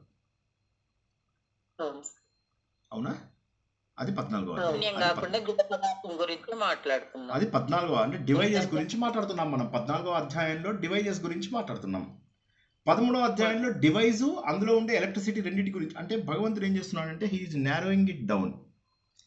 15వ అధ్యాయం వచ్చేసరికి ఏం చేశాడు, ఈ గుణాలను గనక నువ్వు దాటితే పురుషోత్తముడు అయిపోతావు. ఆ సీక్వెన్స్ గుర్తిస్తే కానీ you will not be able to appreciate it. ఆ సీక్వెన్స్ మీరు అసలు ఆ సీక్వెన్స్ చూస్తున్నారా లేక నేను చెప్తున్నప్పుడు ఏదో అదే వింటున్నారా? ఒక్కసారి ఆలోచించండి, ఎంత బ్యూటిఫుల్గా ఉంది ఆ సీక్వెన్స్. అండి ఆయన ఏమంటున్నాడు ముందుగా 12వ అధ్యాయంలోనేమో నిన్ను ఎలా మార్చుకోవాలి అని చెప్పేసి అన్నాడు. క్లీన్గా ఉన్న వ్యక్తికి మాత్రమే జ్ఞానం చెప్పాలి. కాబట్టి 13వ అధ్యాయంలో జ్ఞానం గురించి చెప్పడం మొదలెట్టాడు. ఇప్పుడు మా అపార్ట్మెంట్లో కొంతమంది కూర్చుంటారు, పెద్దవాళ్ళందరూ కూర్చుంటారు, వాళ్ళకి వయసు వచ్చేసింది. వాళ్ళ దగ్గరికి వెళ్ళి నేను వాళ్ళందరికీ ఏంది, ఇక్కడ ఈ బిట్ ఉన్నది, అక్కడ ఆ బిట్ ఉన్నది, వీడు 10 లక్షలు కొన్నాడు, వాడు 20 లక్షలు కొన్నాడంటే అట్లనా ఇట్లనా అంటారు. 10 బూతులు మాట్లాడుకుంటూ వింటారు చక్కగా. నేను రండి సార్ కూర్చుందాం ఆత్మబోధ చేస్తాను అన్నాను అనుకో, ఎట్లా ఉంటుంది? లేదు, నన్ను తీసుకెళ్తారు అక్కడికి. ఏది మొన్న చెప్పే కదా పిచ్చాసుపత్రికి చెప్పే ఎగ్జాంపుల్ జ్ఞాపకం ఉందా? అందులో జాయిన్ చేస్తారు. కాబట్టి 12వ అధ్యాయం వరకు ఏంటంటే ప్రిపేర్డ్నెస్ వచ్చింది అర్జునుడి లోపల. ఎంత బ్యూటిఫుల్ చాప్టర్ చూడండి. ఈ చాప్టర్ 3 ముక్కల్లో చెప్పేసేయచ్చు తెలుసా? కానీ ఆలోచన, నేనేమంటానంటే ఆలోచించకపోతే ఈ జ్ఞానం ఎందుకు చెప్పండి? సో ఏమైంది, ఆ సీక్వెన్స్ గుర్తించండి. మీరు ఆ సీక్వెన్స్ గుర్తించండి. అందులోపల ఏమైంది, ఆయన ఇప్పుడు ఆత్మజ్ఞానం రావాలి అంటే అర్జునుడికి కొంత స్థోమత ఇది రావాలి, సెటిల్డ్ బిహేవియర్ ఉండాలి. అర్జునుడి లోపల పరిణతి వచ్చినటువంటి సంస్కారం ఉండాలి. అది వచ్చేసింది. 12వ అధ్యాయంకి వచ్చేసరికి అర్జునుడి లోపల వచ్చేసింది. వీడు భక్తుడు అంటే ఇన్ని రోజుల పాటు నేను అభిషేకాలు చేయాలి, పూజలు చేయాలి, అవన్నీ తప్పని కాదు. అవన్నీ కూడా మీరు మ్యూట్లోకి వెళ్ళిపోండి. కళ్యాణి గారు మీరు మ్యూట్లోకి వెళ్ళండి, మాట్లాడుతున్నారు. థ్యాంక్స్. సో అప్పుడు ఏమవుతుంది, భగవంతుడు మనకేం చెప్తున్నాడంటే ఈ 12వ అధ్యాయం వచ్చేసరికి నీ లక్షణాలు ఏముండాలి అని చెప్తున్నాడు. అయితే పూజలు పురస్కారాలు తప్పని కాదు, అవి కూడా చిత్తశుద్ధి కోసమే చేస్తాము. కానీ చిత్తశుద్ధి లేకుండా చేయడం వల్ల ఏమవుతుంది, భగవంతుడు చెప్పిన 35 క్యారెక్టరిస్టిక్స్ మనకు అందవు. భక్తి అని ఏవైతే భగవంతుడు చెప్తున్నాడో ఆ భక్తి సాధించడానికి నోములు, పూజలు, పునస్కారాలు, అభిషేకాలు ఇవన్నీ ఉపకరించాలి. కానీ భక్తి అందుకోవడానికి ఉపకరించట్లేదు. You are not reaching the target. నువ్వు నీ డెస్టినేషన్ని చేరుకోవట్లేదు. నీ డెస్టినేషన్ ఏంటి, భగవంతుడి పైన భక్తిని సాధించాలి. భగవంతుడి పైన భక్తిని సాధించాలి అంటే పూజలు, నోములు, పురస్కారాలు ఇవన్నీ చేరుస్తాయి. కానీ నువ్వేం చేస్తున్నావు, శ్రద్ధ చేయకపోవడం వల్ల అవి చేరటం లేదు. 30 ఏళ్ళు 40 ఏళ్ళు చేసినా కూడా ఎందుకు భగవంతుడు నన్ను ఇలా చేశాడు, ఎందుకు నేను ఇలా ఉన్నాను అనుకుంటారు. కానీ నిజంగా భగవంతుడిని నమ్మేవాడు అలా బాధపడతాడా? పాల ముంచినా నీట ముంచినా నీదే బాధ్యత అని చెప్పేసి సంతోషంగా ఉంటాడు, కానీ ఎవ్వడు బాధపడాడు. భగవంతుడి సందేశాన్ని విన్న తర్వాత ప్రపంచంలో ఏ వ్యక్తి కూడా బాధపడకూడదు. చిన్నగా ఒకవేళ బాధ వచ్చినా చాలా టెంపరీ బాధ ఉండాలి. అది ఇలా వచ్చి అలా పోవాలంతే. పోనీరే భగవంతుడు ఇలా నిర్ణయించాడు అనుకుంటే అయిపోయింది కథ. మాకు తెలుసున్న ఒక బాబాయి వాళ్ళ పిల్లలు జేఎన్టీయూ కాలేజ్ వెనకాల ఆయన ఇల్లు కట్టుకున్నాడు. ఆ రోజుల్లో చాలా ఇదనమాట, వసంతనగర్ అని. అక్కట్లో అసలు ఏమీ ఉండేవి కాదు. ఆ సమయం లోపల ఆయన అక్కడ ఇల్లు కట్టుకున్నాడు. నేను అప్పుడు జేఎన్టీయూలో చేసేవాడిని. మా బాబాయ్ అనుకున్నాడు, ఇప్పటికీ కూడా మా బాబాయ్ పిల్లలు నాకు తమ్ముళ్ళు అవుతారు కదా, వాళ్ళందరికీ అక్కడ ఇంజనీరింగ్లో సీట్ వస్తే బాగుండు అనుకున్నాడు. వాళ్ళు కూడా నాకంటే తెలివైన వాళ్ళు, మంచి స్కూళ్ళలో చదువుకున్న వాళ్ళు, బుద్ధిమంతులు. ఇంటి నుంచి నడుచుకుంటూ వెళ్ళిపోవచ్చు వాళ్ళు జేఎన్టీయూకి అడ్డదారిన. నేనేమో ఎక్కడ నల్లకుంట నుంచి వెళ్ళేవాడిని 20 కిలోమీటర్స్. అప్పటికి ఇంకా ఈ ఫ్లైఓవర్, భరత్ నగర్ ఫ్లైఓవర్ లేదు. మాకు అక్కడ ట్రాఫిక్ అంతా 2 గంటలు పట్టేది ఆఫీస్కి వెళ్ళడానికి, కాలేజ్కి వెళ్ళడానికి. మా బాబాయ్ అనుకునేవాడు, నా ఇల్లు ఇక్కడ కట్టుకున్నాను కాబట్టి నా పిల్లల్లో 3 ఎవరికి వచ్చినా చాలు నాకు జేఎన్టీయూ దగ్గర అని అక్కడ ఇల్లు తీసుకున్నాడు. ఆయన కట్టుకున్నాడు, చాలా కష్టపడి కట్టుకున్నాడు. కట్టుకుంటే ఏ ఒక్క పిల్లవాడికి కూడా అక్కడ సీట్ రాలేదు.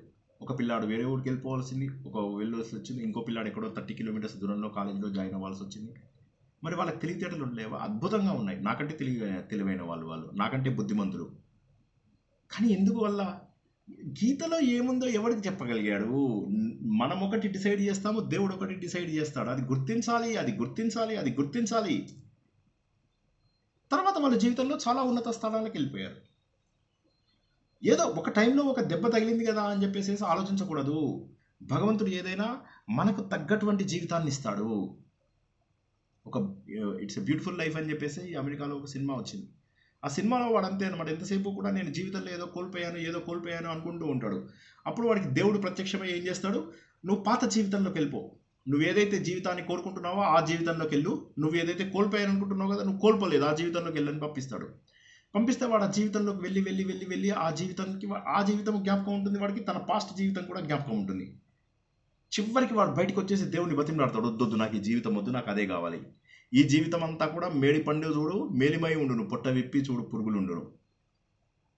వేప పండేదైతే ఉంటుందో పైన పచ్చగా మిసమిసలాడుతూ ఉంటుంది, కానీ తింటుంటే చేదుగా ఉంటుంది. కాబట్టి ఎప్పుడు కూడా దూరపు కొండలో నునుపు అనేటటువంటిది గుర్తుంచుకో. దేవుడు నీకు ఏది ఐడియల్లో అదే ఇచ్చాడు. ఈ మాట ఒక్కటి చాలదా జీవితం మారడానికి? ఎవరైనా జవాబు చెప్పండి. ఈ ఒక్క మాట చాలదా? ఇది నా మాటలు కావు, మీకు తెలుసు కదా, నేను ఒక్క మాట నాది మాట్లాడను. పిచ్చి జోక్స్ చేస్తానేమో కానీ మిగతావేవి నా మాటలు కాదు, అన్ని భగవంతుడు చెప్పినవే. చెప్పండి, ఈ మాటతో జీవితం మారాలా లేదా? జై శ్రీకృష్ణ. ఎవరైనా చెప్పండి. మారాలి సార్. అంటే ఏంటంటే మనకి భగవంతుడనే శ్రద్ధ ఉండాలి, శ్రద్ధతో చేయాలి పూజలు. కానీ ఏదో చేశాము భక్తి ఉంది మాకు అనుకున్న కాకుండా శ్రద్ధగా చేయాలి పూజ, భగవంతుడి మీద మనసు పెట్టాలి. అప్పుడు కానీ మనం మారము, మన మనసు శుద్ధి అవ్వదు. అది మెయిన్, మనసు శుద్ధ అవ్వాలి. మనసు శుద్ధ అయితే కానీ, క్లీన్ అయితే కానీ దాని మీద మనము జ్ఞాన మార్గానికి సంబంధించినవి రాయలేము. అల్టిమేట్లీ మళ్ళీ మీరు 13వ అధ్యాయానికి రావాల్సిందే. 13వ అధ్యాయానికి రావాలంటే ఫస్ట్ మీరు క్లీన్ చేయాలి, ఇదంతా క్లీన్ చేయాలి. ఇదంతా క్లీన్ చేస్తే కానీ మీరు 13వ అధ్యాయంలోకి రాలేరు.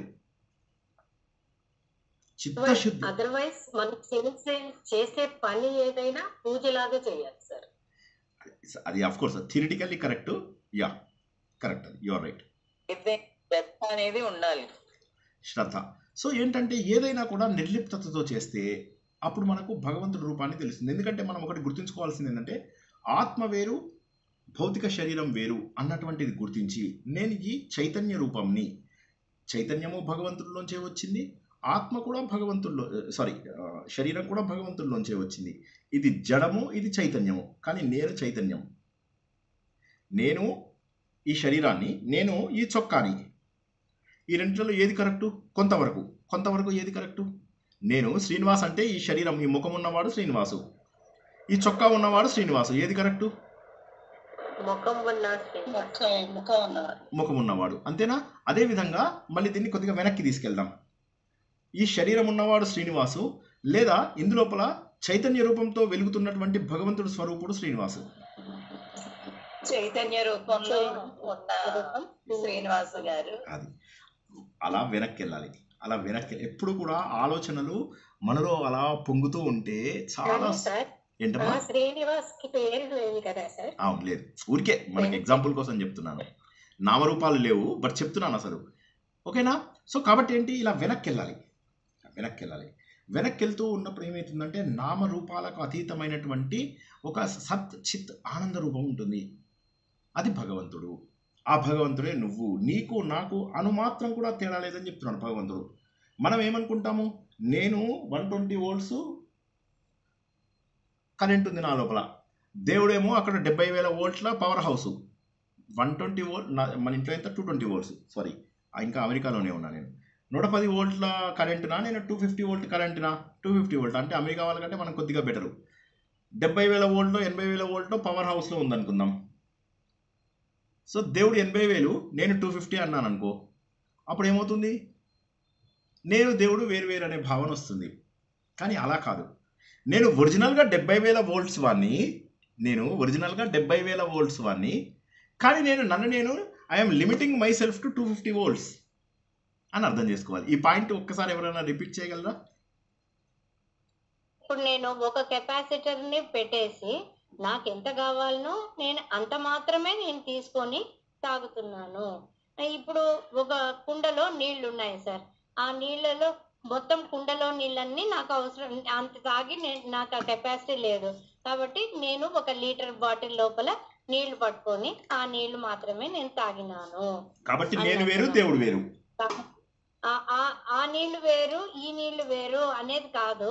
కాకపోతే నా కెపాసిటీని బట్టి నేను ఇంత చాలు అనుకొని అంతనే తీసుకున్నాను అన్నట్లు, అంతేనా సార్? కాదు, ఎగ్జాక్ట్లీ మీరు అపోజిట్ చెప్పారు. ఇప్పుడు మీరు చెప్పిన దాని ప్రకారం ఏంటంటే కుండకి విపరీతమైన కెపాసిటీ ఉంది, నాకు కొద్ది కెపాసిటీనే ఉంది అనే దాన్ని మీరు ఎజంప్షన్ని బలపరుస్తున్నారు. అందరూ కూడా చర్చించండి. చర్చించకపోతే మీకు జవాబులు రావు. You question me, you question her, you question yourself, అప్పుడే మీకు జవాబులు వస్తాయి. ఆలోచన వస్తే తప్ప ఆనందం రాదని అర్థం చేసుకోండి. ఇప్పుడు ఆవిడ అన్న ప్రకారం ఏంటంటే నాకు అవసరం 220 వోల్ట్స్ కాబట్టి నేను 220 వోల్ట్స్, అక్కడ 70,000 వోల్ట్స్ ఉంది కాబట్టి నేను వేరు 70,000 వోల్ట్స్ అనుకుంటున్నాం. కానీ యాక్చువల్లీ నేను 70,000 వోల్ట్స్ అయి ఉన్నాను. ఒకటే, నీళ్ళ క్వాలిటీ అంతా ఒకటే, నాకు దాహం తీర్చేది ఒకటే క్వాలిటీ ఇదే అన్నట్టుగా అర్థమయ్యేటట్టు. అది కరెక్టే, కానీ నేను చెప్పింది ఏంటంటే 70,000 వోల్ట్స్ దేవుడిది, నేను 250 వోల్ట్స్ కాబట్టి నేను ఏమనుకుంటున్నాను, నాకు దేవుడికి తేడా ఉంది అని. కానీ లేదు, రెండు కరెంటే కదండి, రెండు విద్యుత్తే, అది నీడే ఇది నీడే కాబట్టి రెండు ఒకటే. కానీ నేనేమని గుర్తించాలి అంటే నేను సాధన చేసుకుని తెలుసుకోవాలి. ఎందుకంటే నా పైన అజ్ఞానం కమ్మేసింది.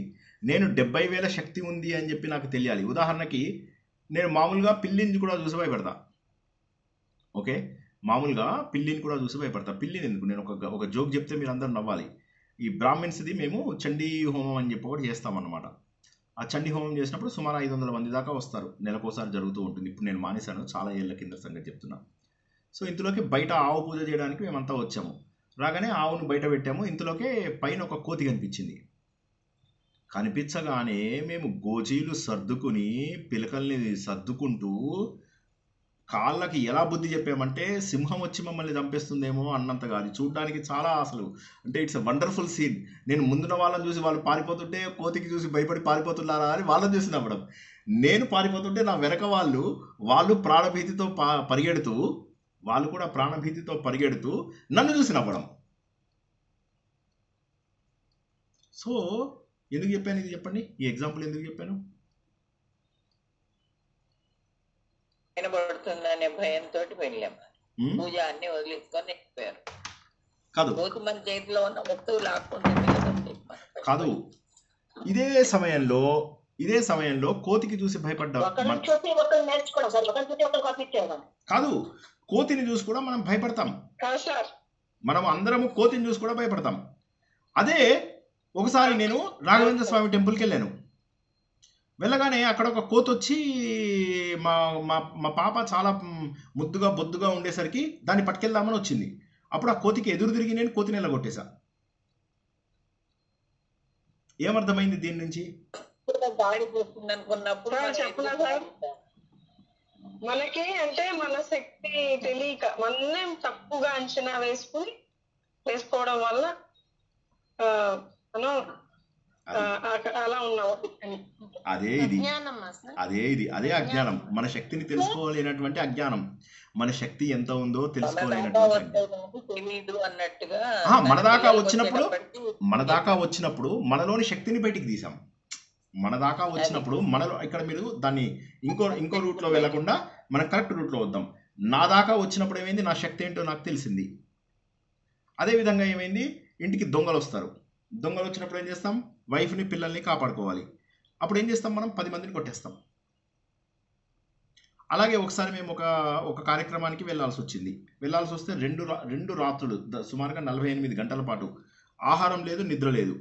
ఎలాంటి రిమోట్ విలేజెస్కి వెళ్ళి ఎన్నో పనులు మేము చేయాల్సినటువంటి అవకాశం వచ్చింది. అవన్నీ చేసి చివరికి రిటర్న్ జర్నీలో మళ్ళీ నేను డ్రైవ్ చేసుకుంటూ వెనక్కి వచ్చాను, 250 కిలోమీటర్లు సుమారుగా. సో వచ్చిన తర్వాత అన్నీ పెట్టేసి ఇంటికి వెళ్ళిపోయి పడుకున్నాను. సో మరి 2 రాత్రుల పాటు అంత కష్టపడి ఏమీ భోజనం లేకుండా ఏమీ లేకుండా అంత పని చేయగలము అని మనం అనుకుంటామా? అనుకోము. అంటే ఎప్పుడైతే మనలో ఉన్న శక్తిని మనం గుర్తిస్తామో అప్పుడు మనము మనలో ఉన్న భగవంతుడిని గుర్తించినట్టే. ఆత్మసుఖము వీడి నీ ఆట కొరకు పాత్ర పోషణ చేసి సూత్రధారి విశ్రమించదని పాదం ఆశ్రయించి పరమ కరుణాంతరంగా శ్రీ పాండురంగా. జై శ్రీకృష్ణ.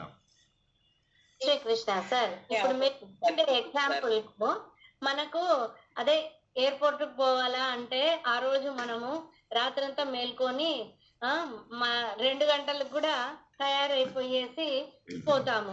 అంటే ఒక రకంగా మనకు అవసరము అది అనుకున్నప్పుడు మనలో ఆ శక్తి ఆటోమేటిక్ గా వచ్చేస్తుంది. కరెక్ట్. అంటే ఇప్పుడు మనం ఏమనుకోవాలా, మనకు అవసరము స్వస్వరూపాన్ని గమనించే అవసరం మనకు ఉంది కాబట్టి ఆ మనలోనే అంత శక్తి ఉంది అనేది గమనించుకుంటూ ఆ స్వస్వరూప సాధనను చేయాలి అనేదే కదండి సార్ మీరు ఇప్పుడు చెప్పిండేది. కరెక్ట్. ఆ స్వస్వరూప సాధన చేయడం ద్వారా మనం ఒరిజినల్లీ 70,000 వోల్ట్స్, కానీ మనని మనము తప్పుగా ఏమనుకుంటున్నామంటే 250 వోల్ట్స్ అనుకుంటున్నాం. ఎందుకంటే చుట్టుపక్కల జనాలను చూసి మనకి ఇంతే శక్తి ఉంది అనుకుంటున్నాం. ఉదాహరణకి చిన్నప్పుడే నేను తప్పిపోయి అమ్మ నాన్న నన్ను మిస్ అయిపోయి నేను అడవి దొంగలాగా అయిపోయి ఎక్కడో టార్జన్ లాగా ఉన్నాను అనుకోండి, అప్పుడు ఏమవుతుంది? ఒక టార్జన్ లాగా అయిపోయినప్పుడు అప్పుడు ఏమవుతుంది? అప్పుడు అక్కడ నేను చెట్లు ఎక్కగలను, పుట్టలు ఎక్కగలను, ఏనుగులతో సహవాసం చేయగలను, సింహంతో సహవాసం చేయగలను, అన్నీ చేయగలను కదా. మనం ఒక జంతువు లాగానే ఉండిపోతాం, వాటిలో కలిసిపోయి మనం ఒక జంతువు లాగానే ఉండగలుగుతాం. మన శక్తి కూడా ఎక్కువ ఉంటుంది. అప్పుడు మన శక్తి కూడా ఎక్కువ ఉంటుంది. ఏనుగుని కొట్టగలం, సింహాన్ని కొట్టగలం, మన శక్తి ఎక్కువ అనిపిస్తుంది. అప్పుడు మనకు ఫిజికల్ స్ట్రెంత్ ఎక్కువ ఉంటుంది. సో అంటే నేను ఏమంటున్నానంటే మనం పెరిగేదాన్ని బట్టి ఒక సింహము పొరపాటున తప్పిపోయి మేకల్లో పెరుగుతుంది. అది పెరిగినప్పుడు ఏమవుతుంది? అది తనను తను మేక అనుకుంటూ ఉంటుంది. అప్పుడు ఇంకో సింహం వచ్చి చెప్తుంది అనమాట, ఒక్క నిమిషం, దానికి తెలియక మెత్తబడిపోతుంది. అదేమనుకుంటుంది, నేను మేకని అనుకుంటూ ఉంటుంది. తర్వాత ఇంకో సింహం వచ్చి చెప్తుంది, లేదు నువ్వు సింహాన్ని అంటే లే నేను మేకని మేమే అంటుంది. అది ఏది అరువు అంటే మేమే అంటుంది. అది సింహము మేమే అంటుంది. అప్పుడు పెరిగిన పరిస్థితులను బట్టి కూడా మన శక్తి అనేది ఉంటుంది. అది మనం పెరిగిన పరిస్థితుల వల్ల ఇప్పుడు కరెక్ట్ పాయింట్ వచ్చారు. మనము పెరిగినటువంటి పరిస్థితుల ద్వారా ఏం జరుగుతుందంటే మనం ఏమనుకుంటున్నామంటే మనకు శక్తి లేదనుకుంటున్నాం. అప్పుడు సింహం తీసుకెళ్ళి ఏం చేసిందంటే నీళ్ళలో చూపించింది, నీ నీడని చూసుకో అని. అప్పుడు నీళ్ళలో చూస్తుంది. అది చూడగానే అమ్మా ఇంత శక్తి ఉందా నాకు, నేను సింహాన్ని అని అప్పుడు ఒక్కసారి గాండ్రిస్తుంది. మనమంతా కూడా గాండ్రించాల్సినటువంటి అవసరం ఏర్పడింది. మనలో ఉన్న శక్తిని గుర్తించాల్సిన అవసరం ఏర్పడింది. ఎందుకు ప్రపంచంలో ఉన్న అందరి జీవితాలు వేరువేరుగా ఉన్నాయి అంటే భగవంతుడు చెప్పినట్టుగా చైతన్యంలో తేడా లేదు. చైతన్యం మనదొకటే. ఈ భౌతిక వస్తువులని కొద్దిగా మనం మార్చుకోగలిగితే, అంటే సమాజంలో మనకున్నటువంటి సాత్విక, రాజసిక, తామసిక గుణాలను మార్చుకుంటే ఈ చైతన్య రూపంలోకి మనం మారవచ్చు అని చెప్పడం. అందుకే 1 ఫుల్ డే మనం ఉపదేశం తెలుసుకున్నాం అన్నమాట. ఆలోచించండి. ఇది ఒక రిక్వెస్ట్, ఆలోచించండి. అందరూ వినండి, మళ్ళీ ఆలోచించండి, వినండి, మళ్ళీ ఆలోచించుకోండి, పాస్ పెట్టండి, మళ్ళీ ఆలోచించండి.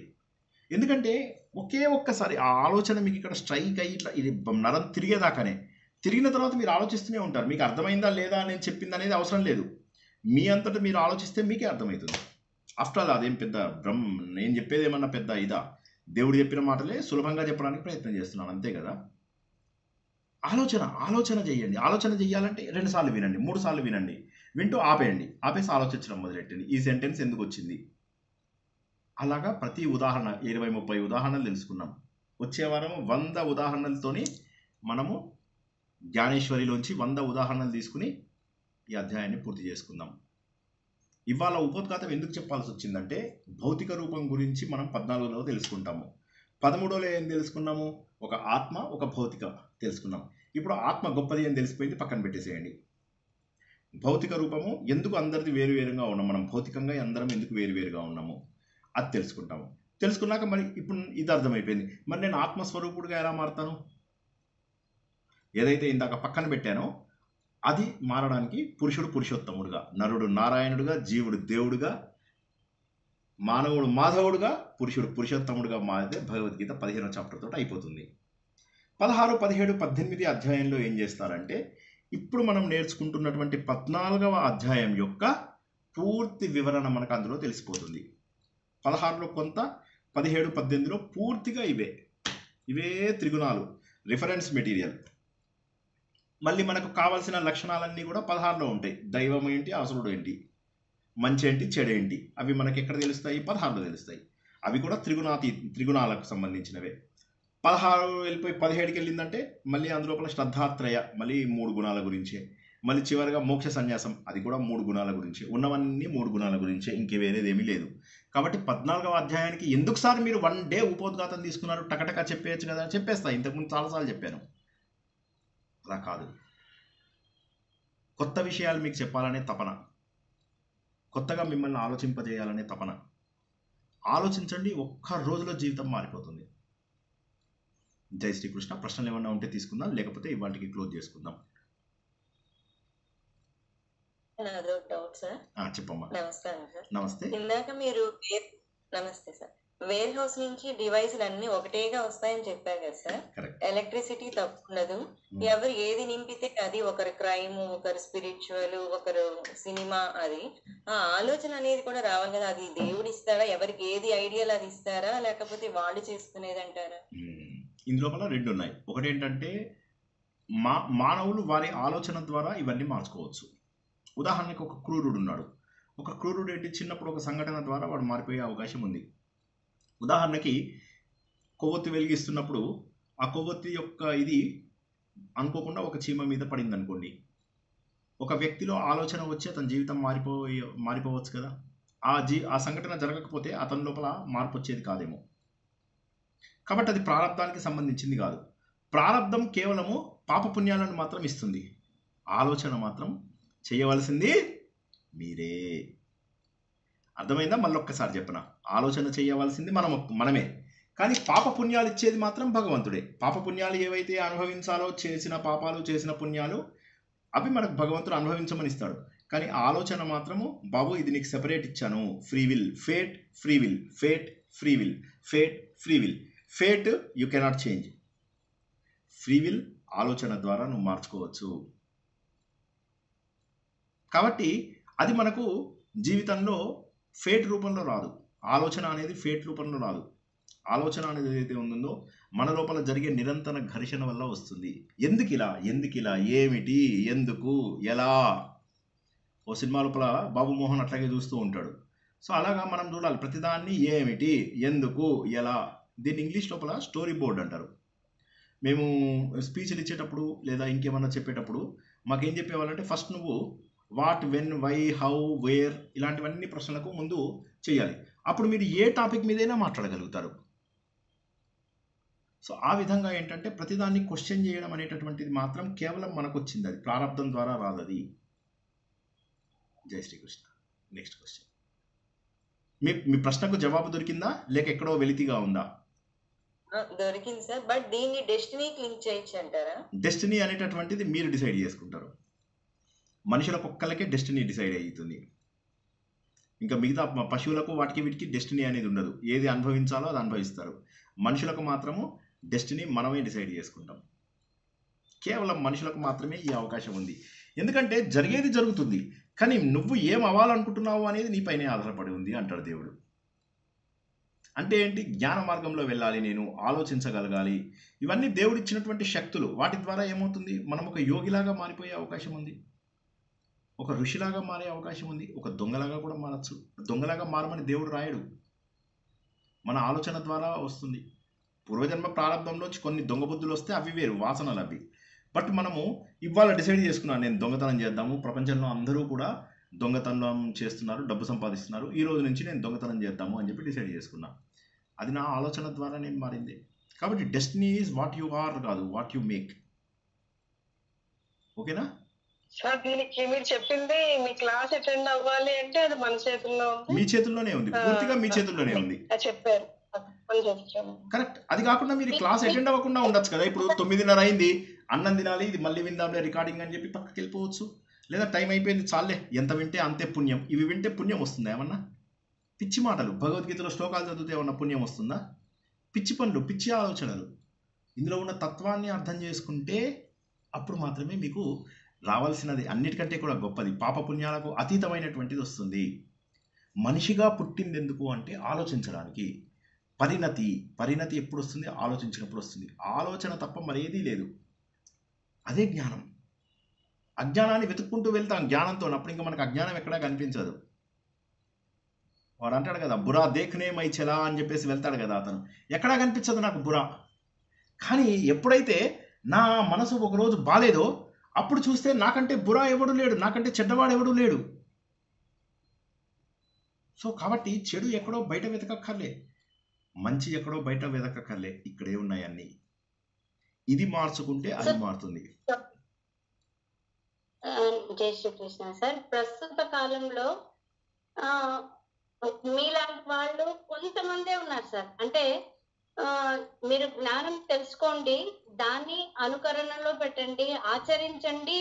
ఆ 2 లాస్ట్ పదాలు మాత్రం ఎవ్వరు చెప్పకుండా ఎంతవరకు ఆపేస్తున్నారు సార్? మీరు భగవద్గీత చదివితే చాలా గొప్ప జ్ఞానము, మీరు అవి నేర్చుకుంటే గొప్ప జ్ఞానము, అక్కడి వరకే చెప్తున్నారు. కానీ very few people are saying that if you are suppose to follow that అనేది ఆచరణలో పెట్టాలి అన్న మాట. అది అంత గొప్ప వాళ్ళైన వాళ్ళు కూడా కొంతమంది చెప్పకుండా ఉన్నారు సార్. అంటే కారణం ఏంటో చెప్పండి, మీరే చెప్పాలి. కారణం కూడా మీరే చెప్పాలి.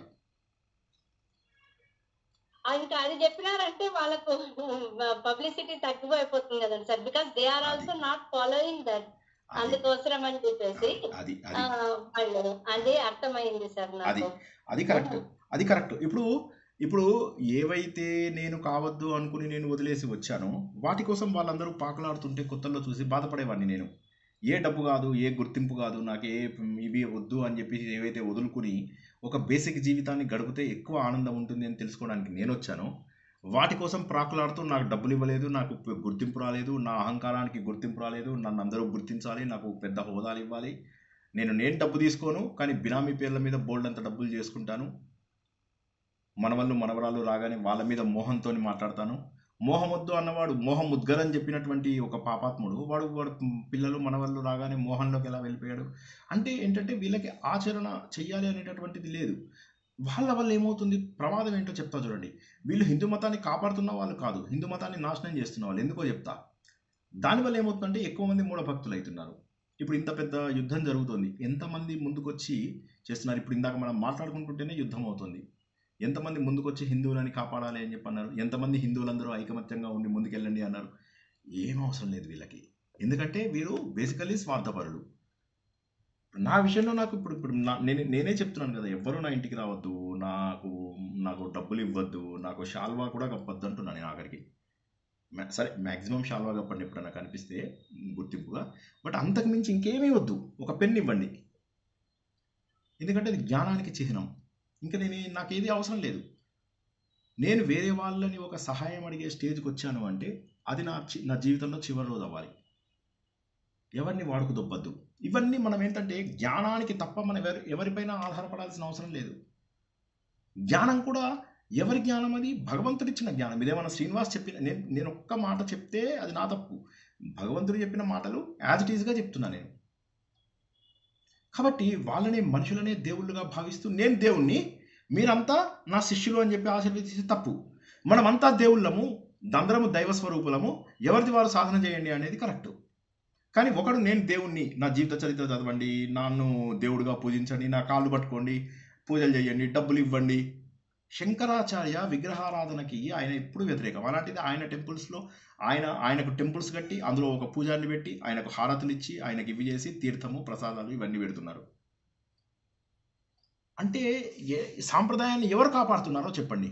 ఇటు చూస్తే వైష్ణవ సాంప్రదాయం వైపు వెళ్తే వాళ్ళు శివుడికి కేశవుడికి ఎంత భేదాలు పెడతారో తెలుసా?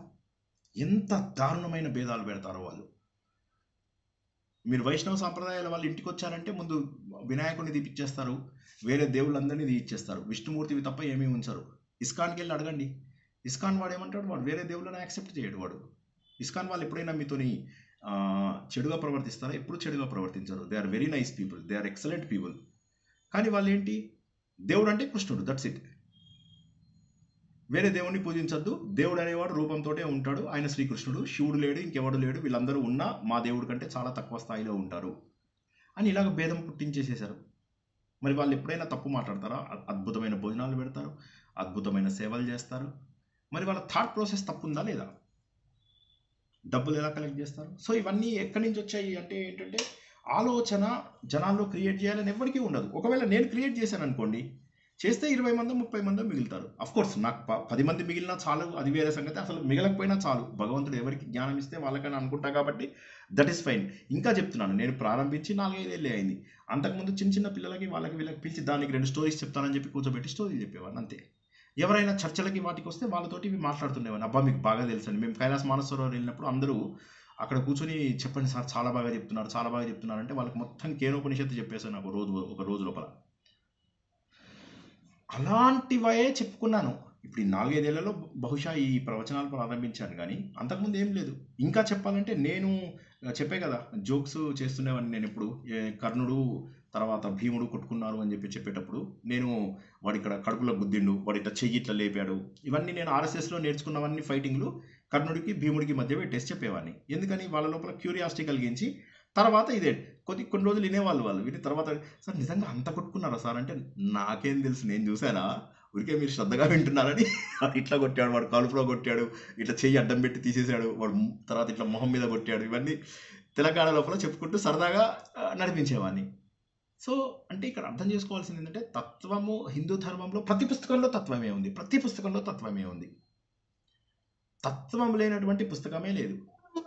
ఆపిస్తున్నారు సార్, పారాయణం చేయండి, ఇది మీరు శ్లోకాలలో అన్ని అధ్యయనం చేస్తే చాలా మంచిది, పారాయణం 3 minutes స్పీచ్ విన్నాను సార్. లాస్ట్ లో ఏమన్నా కనీసం అప్పుడన్నా చెప్తారా దీంట్లో జ్ఞానం దండిగుంది అనేసి అంతవరకు చెప్పేసి, దీంట్లో జ్ఞానం దండిగుంది, మీరు పారాయణం చేయండి, మీరు నేర్చుకోండి, అంతవరకే ఆపేస్తున్నారు సార్. దీంట్లో ఉండేది ఆచరణలో పెట్టండి అంటే భగవద్గీత శ్లోకాస్ వరకే చెప్పిస్తున్నారు కానీ సార్ దాని మీనింగ్ చెప్పి ఇదిగోండి దీని లోపల పలానా అధ్యాయంలో ఇది చెప్పినారు కాబట్టి ఇది ఆచరించండి అన్న మాట చెప్పడం లేదు. అది very few are saying that. అంటే అది ఇప్పుడు మన విద్యాప్రకాష్ ఆనందగిరి ఉన్నారు, ఆయన ఏ స్పీచ్ అన్నా వినండి ఎంత అద్భుతంగా ఉంటాయి. అసలు విద్యాప్రకాష్ ఆనందగిరి గారివి విని ఆయనను చూసి నేను బతికా. లిటరల్లీ నా చిన్నతనం నుంచి చెప్పే కదా, మా ఇంటికి భిక్ష కదా, మా ఇల్లు ఎంత చిన్నది తెలుసా, నేను ఇంతకుముందు చెప్పే కదా, ఇప్పుడు నేను మా హాల్లో 5వ వంతు ఉంటుంది మా ఇల్లు, చిన్న ఇల్లు. ఆ ఇంట్లో ఆయన భిక్షకు వచ్చి ఎంతసేపు ఉండేవారు మరి. సో మహానుభావులు అంటే వాళ్ళు ఆ రోజుల లోపల. ఇప్పుడు ఇవాళ రమ్మనండి, ఇలా ఈ చిల్లరగాళ్ళని రమ్మనండి భిక్షకి, వాడు ఫస్టే అడుగుతాడు ఎంత పైసలు ఇస్తాడని చెప్పేసి. గురువుగారికి మీకు అపాయింట్మెంట్ కావాలా, రండి ఇస్తాం. ఇప్పుడు గురువుగారు రావాలంటే మరి ఎంతో కొంత మరి ఇచ్చుకోవాలి, ఆలయం నడిపించాలా, టెంపుల్ ఒక ఆలయం ఉంది ఆశ్రమంలో, పుస్తకాలకు వాటికి కావాలి. అన్ను బోల్డంతమంది బతుకుతున్నారు, గోసేవ చేస్తున్నాం, మీకు తోచినంతే ఇవ్వండి. మామూలుగా ఎవరైనా ఒక 40,000 50,000 ఇస్తారు, మీ ఇష్టం, మీరు ఎంత ఇచ్చినా సరే. కంచి పీఠాధిపతులు వాళ్ళైతే 1,00,000కు తక్కువ అయితే అసలు మీ ఇంటికే రారు. సో ఇవన్నీ ఎందుకు చెప్తున్నామంటే వీళ్ళందరినా మనం గౌరవించేది, వీరందరూ హిందూ ధర్మానికి పట్టినటువంటి చీడ పురుగులు. సో వీళ్ళని మనం ఎందుకు గౌరవించాలి? భగవంతుడు శ్రీకృష్ణుడు ఉండగా మనం ఎందుకు ఇది చేయాలి? మనకు కృష్ణుడు ఏమంటున్నాడు, సంత జ్ఞానేశ్వర్ దయచేసి అందరూ ఆ పుస్తకం కొనుక్కోండి, నేను ఇది చేస్తాను, నేను I will share that book with you all. నేను దొరుకుతుందో చెప్పండి సార్, కొనుక్కుంటాము. అసలు లోపల 1,00,000 ఉదాహరణలు ఉన్నాయి. నేను చెప్పే ఉదాహరణలకు దాదాపుగా సిమిలర్గా ఉండడంతో నాకు ఆ బుక్ చాలా ఇష్టం. ఆయన ఏమంటాడు, శ్రీకృష్ణుడిని పొగుడుతుంటే ఆయన అంటాడు, నేను చూశాను నువ్వు మెల్లమెల్లగా స్తుతిలోకి మారుస్తున్నావు అర్జున, అనగా దీన్ని నువ్వు స్తుతిలోకి మారుస్తున్నావు, నన్ను పొగడుతులోకి మారుస్తున్నావు, మార్చకు, నువ్వు నేను వేరు వేరు కాదు. ఆకాశానికి మబ్బడ్డం వచ్చింది, అంత మాత్రం చేత ఆకాశంగా ఉండపోతుందా అంటాడు. వాయువు వస్తుంది, వాయువు వచ్చినప్పుడు ఆకాశం పక్కకి వెళ్ళిపోతుందా? వెళ్ళదు. వాయువు తనే లయం అయిపోతుంది. ఎంత అద్భుతంగా చెప్తారు. కాబట్టి అర్జున నువ్వు నేను ఒకటే. 15వ అధ్యాయంలో అక్కడ ఎండ్ చేస్తాడు ఆయన. మళ్ళొక్కసారి చెప్తున్నా చూడండి. 11వ అధ్యాయంలో భగవంతుడి యొక్క అసలు రూపం తెలిసింది. 10వ అధ్యాయంలో అన్ని చోట్ల భగవంతుడే వ్యాప్తి చెందాడని తెలిసిపోయింది. 12వ అధ్యాయంలో దేవుడిలా ఉన్నాడు కాబట్టి నువ్వెలా ఉండాలి అనే విషయాన్ని 12వ అధ్యాయంలో తెలుసుకున్నాం. 13వ అధ్యాయం నుంచి జ్ఞానం తెలుసుకోవడానికి అర్హత వచ్చినటువంటి అర్జునుడికి అప్పుడు జ్ఞానం చెప్పడం మొదలెట్టాడు. ప్రకృతి వేరు పురుషుడు వేరు, ప్రకృతి వేరు పురుషుడు వేరు, రెండిటి గురించి చెప్పి ఈ కలయిక లేనిదే ప్రపంచంలో ఏమీ కాదు. మరి రెండు కలిసినప్పుడు అందరూ ఎందుకు కర్మలోపలకంగా లేవు అంటే మళ్ళీ అప్పుడు ప్రకృతిని పురుషుడిని తీసేశాడు. ప్రకృతి గురించి మాట్లాడుకుందామని చెప్పాడు. ప్రకృతి గురించి మొత్తం 14వ అధ్యాయంలో చెప్పాడు. పురుషుడి గురించి 15వ అధ్యాయంలో చెప్తాడు. మమైవాంశో జీవలోకే అహం వైశ్వానరో భూత్వ గామావిష్యతి భూతాని ఇవన్నీ చెప్పుకుంటూ అందులోపల అత్యద్భుతమైనటువంటి విషయాలన్నీ చెప్పుకుంటూ చివరికి క్షరము అక్షరము కానటువంటి ఆ పరమాత్మను నేను, అది నువ్వు మారుతావు, నువ్వు ఆ స్టేజ్కి వెళ్ళాలి అని ఇందాక చెప్పినట్టుగా మానవుడు మాధవుడిగా, జీవుడు దేవుడుగా, నరుడు నారాయణుడిగా, పురుషుడు పురుషోత్తముడిగా మారాలి అని. అందుకే 12వ అధ్యాయాన్ని గర్భగుడి అంటారు. గర్భగుడిలో ప్రవేశించావు, అలా దేవుడి రూపాన్ని చూస్తున్నావు, అలా చూస్తున్నావు దగ్గరికి వెళ్తున్నా కొద్దీ అర్థమవుతుంది నేను దేవుడు వేరు కాదు. దగ్గరికి వెళ్ళాం, ఇంకా ఇంకా భగవంతుడిలో ఐక్యమైపోయాం. దీన్నే సాయుధ్యం అంటారు. అదే 15వ అధ్యాయం.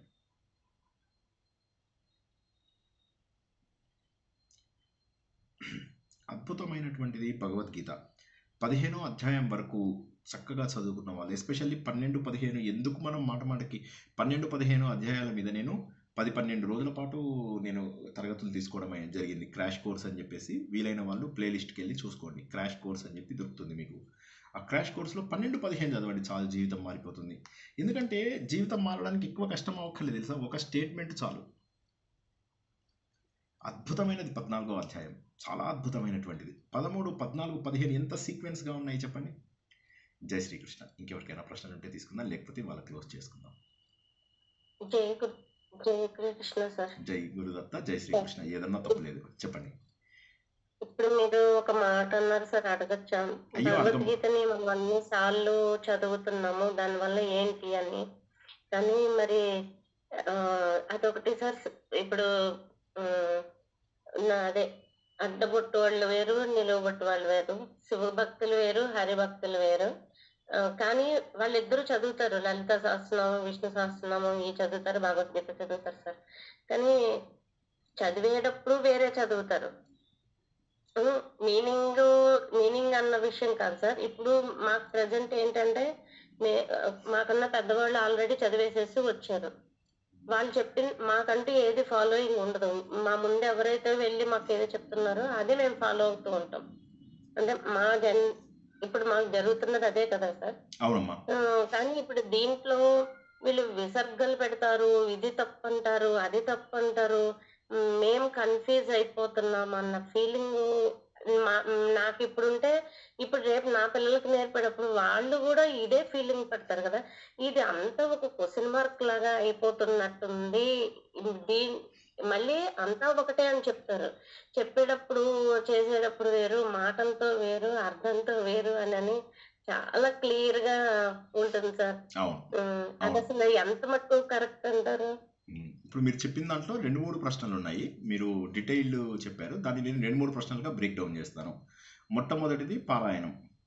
ఓకే, పారాయణం లోపల సరైన ఉచ్చారణ అవసరం, ఎందుకంటే వాక్శుద్ధి, అది వాక్శుద్ధి అవసరము. అయితే అది ఉంటేనే మంచిదా అంటే కాదు, కానీ పారాయణం అనేది మొదటి స్టెప్, దాన్ని తీసి పారేయలేము. అయితే ప్రతి అడ్డమైనది నేర్చుకోవాలా, దొరికిన ప్రతి పుస్తకము నేర్చుకోవాలా? అవసరం లేదు.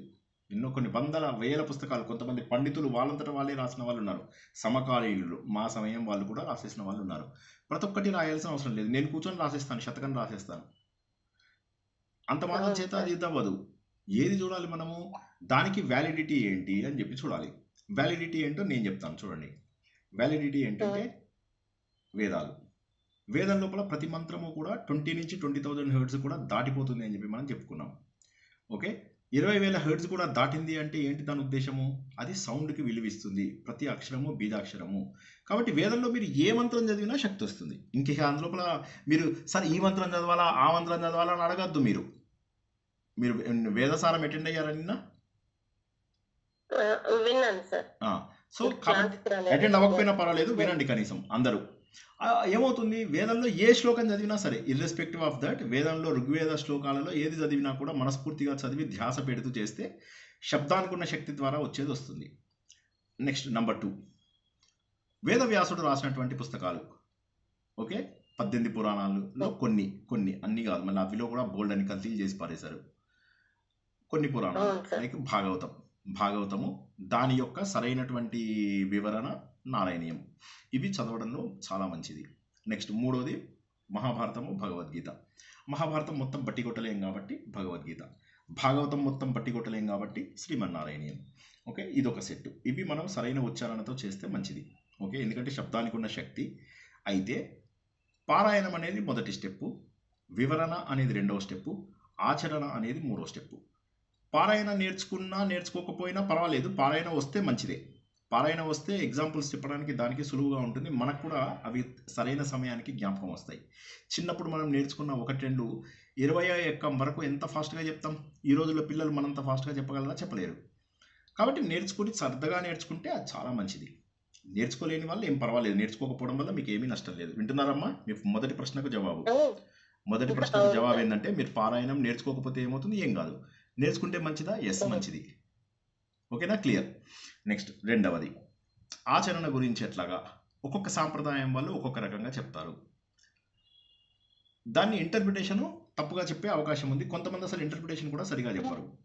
వివరణ సార్, వివరణ గురించి చెప్పండి సార్. థర్డ్ స్టెప్ కి వచ్చేస్తున్నారు. వివరణ చెప్పండి సార్. రైట్, వివరణ తెలుసుకునేటప్పుడు మనం ఏం చూడాలంటే, ముందు యథాతథంగా ఏం చెప్తున్నాడు. ఇప్పుడు మీరు భగవద్గీత తీసుకున్నట్లయితే ఎక్కడా కూడా ఆయన శ్రీకృష్ణ ఓవాచ అనడం చూసారా? ఎక్కడైనా రాధామాధవి గారు శ్రీకృష్ణ ఓవాచ ఎన్నిసార్లు వస్తుంది?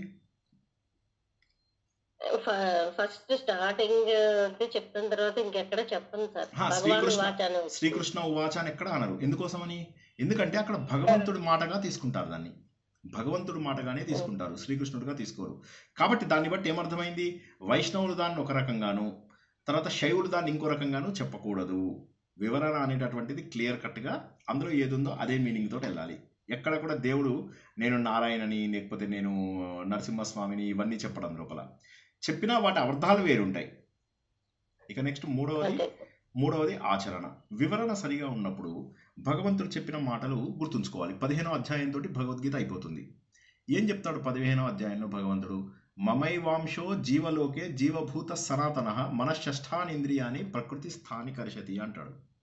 మీరంతా నా అంశ, కానీ మీరు 14వ అధ్యాయంలో నేర్చుకున్నటువంటి ప్రకృతి యొక్క శక్తిని ఏదైతే మాయా అంటున్నామో దాని ద్వారా మీరు వాటికి ఆకర్షితులు అవుతున్నారు అని చెప్పాడు. అంటే నా అంశ అని చెప్పినప్పుడు అక్కడ మీకు క్లియర్గా దేవుడు అనేవాడికి రూపం లేదు అనేది తెలుస్తుంది కదా.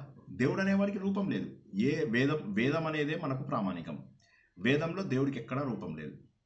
రూపం లేనటువంటి దేవుడు అన్ని రూపాలలో తానే ప్రకటితమయ్యాడు. మీలో, నాలో, రాముడిలో, కృష్ణుడిలో, నరసింహస్వామిలో ఏ రూపంలో ప్రకటితమైన ఒకే దేవుడు అని గుర్తుంచుకోండి. కాబట్టి దేవుడికి అడ్డబొట్ట, నిలువుబొట్ట అందులో మీరు చేయకూడదు. అయితే అది ఎందుకు వచ్చింది అంటే కొంతమంది స్వార్థంతో తయారైనటువంటి ఇవి. స్వార్థంతో వచ్చినప్పుడు ఏమవుతుంది? వాళ్ళ అసోసియేషన్స్ బాగా నడవాలి అని చెప్పేసి వాళ్ళు ఆబ్వియస్లీ తప్పులు చేయడానికి ప్రయత్నం చేస్తారు. ఇప్పుడు మీరు తెలిసినటువంటి ఏ ఆర్గనైజేషన్ అయినా, వైష్ణవ ఆర్గనైజేషన్ కానివ్వండి, శైవ ఆర్గనైజేషన్ అని కానివ్వండి, ఎంత డబ్బులు మూటగట్టుకుంటున్నారో ఒకసారి చూడండి. ఎవడైతే డబ్బు అడుగుతాడో, సింపుల్ ఆన్సర్, డబ్బు అడుగుతాడో, డబ్బు తీసుకుంటాడో ఏదో రూపంలో మీకు ఏమంటాడు? అక్కడ 2 ఆవులను చూపిస్తాడు, మేము గోసేవ చేస్తున్నామని చెప్తాడు. గోసేవకు పైసలు ఇవ్వమంటాడు. లేదా మనం ఇంత పెద్దది కట్టాము, దీనికి ఎవరు డబ్బులు ఇస్తాడు, మనమే మెయింటైన్ చేసుకోవాలి అంటారు. అలా అని చెప్పి వాళ్ళు కోట్ల కొద్ది రూపాయల వస్తువులు వాళ్ళు కూడా పెట్టుకున్నారు. ఒక్క ఆర్ట్ ఆఫ్ లివింగ్ శ్రీ దగ్గర ఎంత పైసలు ఉంది తెలుసా? ఆయన కావాలంటే పాకిస్తాన్ మొత్తం కొనుక్కోగలడు. ఆయన ఈషా ఫౌండేషన్ సద్గురు ఉన్నారు కదా, ఆయనకి ఎంత డబ్బు ఉందో తెలుసా? ఆయన పాకిస్తాన్, ఆఫ్ఘనిస్తాన్ 2 కలిపి కొనుక్కోగలడు. బ్రహ్మకుమారీస్ అని చెప్పేసి హిందూ మతం కాకుండా మనల్ని మోసం చేస్తున్న ఒక ఆర్గనైజేషన్ ఉంది. వాళ్ళు 145 దేశాలలో ఉన్నారు. వాళ్ళు కావాలంటే ఈ రెండు కంట్రీస్తో పాటు పక్కనే ఉన్న కజకిస్తాన్ని కూడా కొనుక్కోగలరు. వాళ్ళు దత్తపీఠం వాడు ఇండియా మొత్తాన్ని కొనుక్కోగలడు. వీళ్ళందరూ పాపాత్ములే. ఎందుకంటే వేరే వాడి డబ్బుతో నువ్వు మంగళహారతి పాడుతున్నావు అంటే పాపాత్ముడవే. వేరే వాళ్ళ దగ్గర డబ్బు తీసుకునే హక్కు ఎక్కడిది నీకు? నువ్వేమంటున్నావు? నా మెయింటెనెన్స్ కోసం తీసుకుంటున్నాను అంటావు, కానీ అది మెయింటెనెన్స్ అవుతుందా? లేదు, ధర్మ ప్రచారం కోసం అంటావు. ధర్మ ప్రచారం అంటే మూఢనమ్మకాలుగా పెంచడం ధర్మ ప్రచారమా? సరే, ధర్మ ప్రచారానికి పెడితే మంచిదే, కాదనను. ధర్మ ప్రచారానికి పెట్టట్లేదు, మూఢనమ్మకాలు పెంచడానికి పెడుతున్నారు. వాళ్ళ ఫోటోలు పెట్టుకుంటారు, వాళ్ళకి దండం పెట్టుకుంటారు, ఆయన వస్తున్నాడని చెప్పేసి ఇది చేస్తారు, ఒక పెద్ద అభిషేకం చేస్తారు, ఒక పెద్ద రుద్రం చదువుతారు, ఏకాదశ రుద్రం, అహోరాత్రాలు చదివేటటువంటి అన్నమాట, ఆరాత్రికం అంటారు, అహోరాత్రాలు చదువుతూ ఉంటారు, ఇవన్నీ చేస్తారు, హంగులు, ఆర్భాటాలు, కర్మకాండలు ఇవన్నీ చేయిస్తారు. వీళ్ళందరూ పాపాత్ములేనా? ఖచ్చితంగా పాపాత్ములే. అయితే మనకెందుకు? మనం ఇప్పుడు అవన్నీ సాల్వ్ చేస్తూ కూర్చోగలమా? కూర్చోలేము. కాబట్టి మనం ఏం చేసుకోగలము? మనం ఇటువంటి వాటికి డబ్బు పెట్టి వీటి పెట్టే బదులుగా మనల్ని మనం ఇంప్రూవ్ చేసుకోగలమా? ఆలోచించండి. దేవుడికి సేవలు చేయాలి. ఆర్జిత సేవలు ఎక్కడి నుంచి వచ్చాయి? దేవుడు ప్రసాదము, దేవుడు మీకు ప్రసాదం అంటే ఏంటి? ప్రసన్నంతో ఇచ్చేదాన్ని ప్రసాదం అంటారు. కరెక్టేనా? మీరు పైసలు పెట్టుకుని కొనేదాన్ని ప్రసాదం ఎట్లా అంటారో చెప్పండి నాకు.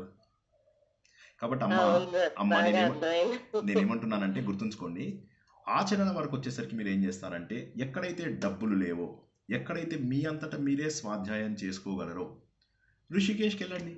కొన్ని ఆశ్రమాలలో చూడండి, మీకు అక్కడ అసలు ఎన్నో ఆశ్రమాలు అక్కడ ఫ్రీగా ఎన్ని కోర్సులు నేర్పిస్తారో వాళ్ళు. సో మీకు అక్కడ మీకు అభిషేకం చేస్తుంటాడు. ఎక్కడో వశిష్ఠ గుహకి వెళ్తారు, అక్కడ ఎవ్వరూ ఉండరు. ఒక ఆయన కూర్చుని మనస్ఫూర్తిగా అభిషేకం చేస్తూ ఉంటాడు. నాలాగా కర్మకాండలని ఎక్కువగా ఇష్టపడని వాళ్ళు కూడా ఆయన చేస్తున్న అభిషేకం చూసి నాకు కళ్ళ నుంచి నీళ్ళు వస్తాయి. అభిషేకం అంటే ఇలా చెయ్యాలి అని అనుకుంటాం. ఎందుకని? ఆయన మనస్ఫూర్తిగా చేస్తున్నాడు. ఎవరికో చూపిద్దామని చేసుకోవట్లేదు, ఎవరి కోసమో చేయడం లేదు, ఏ కోరికల కోసమో చేయడం లేదు. అది తన నిత్య కర్మలో భాగంగా చేస్తున్నాడు. గంగ ఒడ్డున ప్రశాంతమైనటువంటి వాతావరణంలో ఏ హడావిడి లేకుండా, ఏ హంగు లేకుండా, మీరు ఈ చీరలు కట్టుకొని నేను ఈ చీర కట్టుకుంటా, నువ్వు ఇలా రా నేను అలా రా, మనం కూర్చొని కర్రలతో కొట్టుకుందాం, డ్యాన్సులు చేద్దాం, పిచ్చి వేషాలు వేద్దాం, పిచ్చి డ్యాన్సులు చేద్దాం. దేవుడి దగ్గర కూడా పిచ్చి వేషాలు వేసే జనాన్ని ఎంతమందినో చూస్తూ ఉంటాం మనం. ఒకళ్ళని చూసి ఒకళ్ళు స్టార్ట్ చేస్తారు. వీడు చేశారంటే వాడు చేస్తాడు, వాడిని చూసి ఇంకోటి చేస్తాడు, ఇంకోటిని చూసి ఇంకోటి చేస్తాడు. కాబట్టి ఈ ప్రశ్నకు జవాబు ఏంటంటే, పారాయణం చేయాలా? ఖచ్చితంగా చేయాలి. ఎందుకంటే మనకు తెలిస్తే కానీ ముందు అందులో ఉన్నటువంటి జిస్ట్ అర్థం కాదు. రెండోది వివరణ కావాలా? వివరణ పారాయణం కంటే గొప్పది. మూడోది ఆచరణ ఈ రెండింటికంటే గొప్పది. మీ ప్రశ్నకు వచ్చేది ఆచరణ. ఉచ్చారణ చేసి విచారణ చేస్తేనే జ్ఞానం వస్తుంది. అంటే ఉచ్చారణ ఎందుకోసం నేర్చుకోవాలి అంటే, అసలు ఏముందో తెలియాలి కదా ముందు మనకు. ఇప్పుడు చిన్నప్పుడు నేను ఉప్పు కప్పు రంబు ఒక్క పోలిక నుండు అని చెప్పి నేర్చుకున్నాను. నాకు అప్పుడు దాని మీనింగ్ ఏం తెలుసు? ప్రాథమిక స్థాయి, తప్పేమీ లేదు కదా. అది నేర్చుకున్నందుకు నేనేమన్నా లాస్ అయ్యానా జీవితంలో? ఉప్పు కప్పు రంపు నొక్క పోలిక నుండు అని అది నేను నేర్చుకున్నాను. దాంట్లో నేనేం లాస్ అయ్యాను చెప్పండి నేర్చుకోవడం వల్ల? తల్లిదండ్రుల మీద దయలేని పుత్రుడు పుట్టలేడు, వాడు పుట్టనేమి వాడు గిట్టనేమి అని నేర్చుకున్నాను. తప్పేముంది అందులో నేర్చుకోవడంలో? చిన్నప్పుడు నాకు ఇవన్నీ తెలియవు, దాని మీనింగ్ తెలియదు. కానీ ముందు నేర్చుకుంటాం. నేర్చుకున్నాక కొన్ని రోజులకు ఆలోచించగలిగే శక్తి వస్తుంది. అప్పుడు తత్వం తెలిసాక మై గాడ్ అనుకుంటాం. కాబట్టి నేర్చుకోవడంలో తప్పు లేదు, నేర్చుకోవడం చాలా మంచిది కూడాను ఒక రకంగాను. ఇది కాక శబ్దానికి ఉన్న శక్తి కూడా మీకు వస్తుంది. శబ్దానికి ఉన్నటువంటి శక్తి ఏదైతే సంస్కృతంలో శబ్దాలకు, బీజాక్షరాలకు, ఛందస్సుకు ఏదైతే శక్తి ఉందో ఆ శక్తి వస్తుంది. నోరు ఉచ్చారణ అవుతుంది, శరీరంలో ఉన్నటువంటివన్నీ కంపిస్తాయి. సరైన ఉచ్చారణ ద్వారా ఫలితం ఉంటుంది.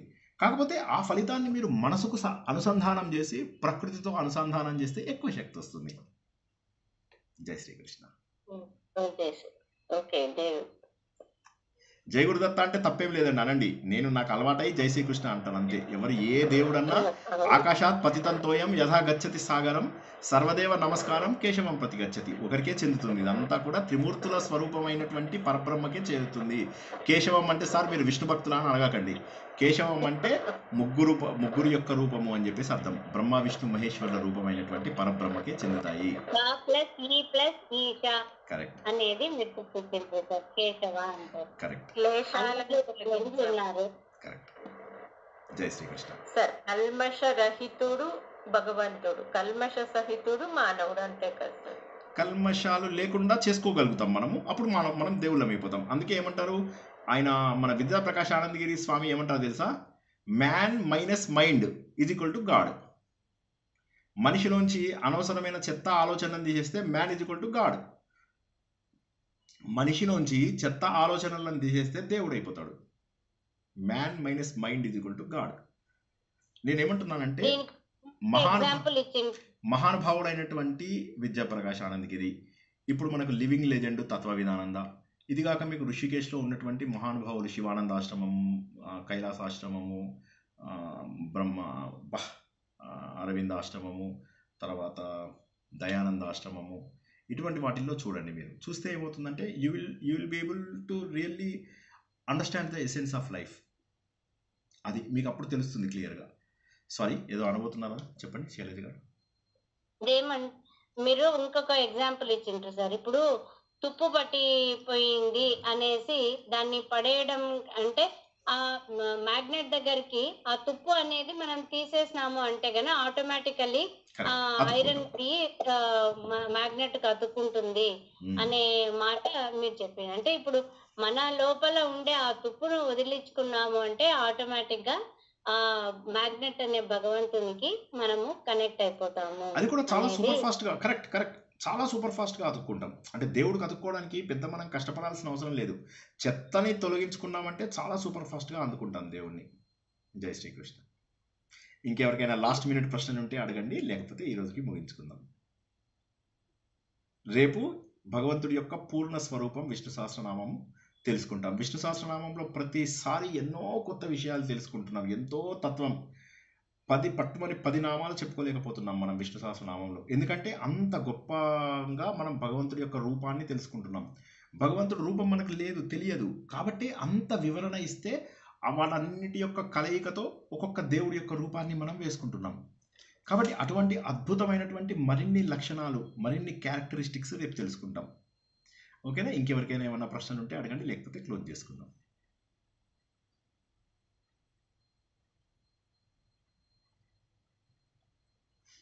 అందరూ కూడా ఈ అధ్యాయం గురించినటువంటి ఆలోచనలు చేస్తారని, ఇప్పుడు వెనక్కి ఎలా ఆలోచనలో ప్రవాహాన్ని వెనక్కి తీసుకెళ్తూ అలా వెనక్కి తీసుకెళ్తూ ప్రశ్నలు మీకు మీరే సంధించుకుంటూ 13, 14 అధ్యాయాల మధ్య సంబంధాన్ని, 15వ అధ్యాయంలో ఎక్కడికి వెళ్తున్నాము అనే ఆలోచనను చేస్తారని ఆశిస్తూ, ఈ వీడియోని వీలైనన్ని సార్లు చూస్తూ, పాజ్ పెట్టుకుంటూ, ఆపుకుంటూ, డౌన్లోడ్ చేసుకొని ఆడియో ఫార్మేట్లో చూసేవాళ్ళు ఆడియో ఫార్మేట్లో చూసినా సరే చూసి ప్రిపేర్డ్గా నెక్స్ట్ క్లాస్కి వస్తారని, అప్పుడు మనం 14వ అధ్యాయాన్ని పూర్తిగా తెలుసుకుంటామని ఆశిస్తూ ఈరోజు ప్రవచనాన్ని ఇక్కడికి ముగిస్తున్నాను.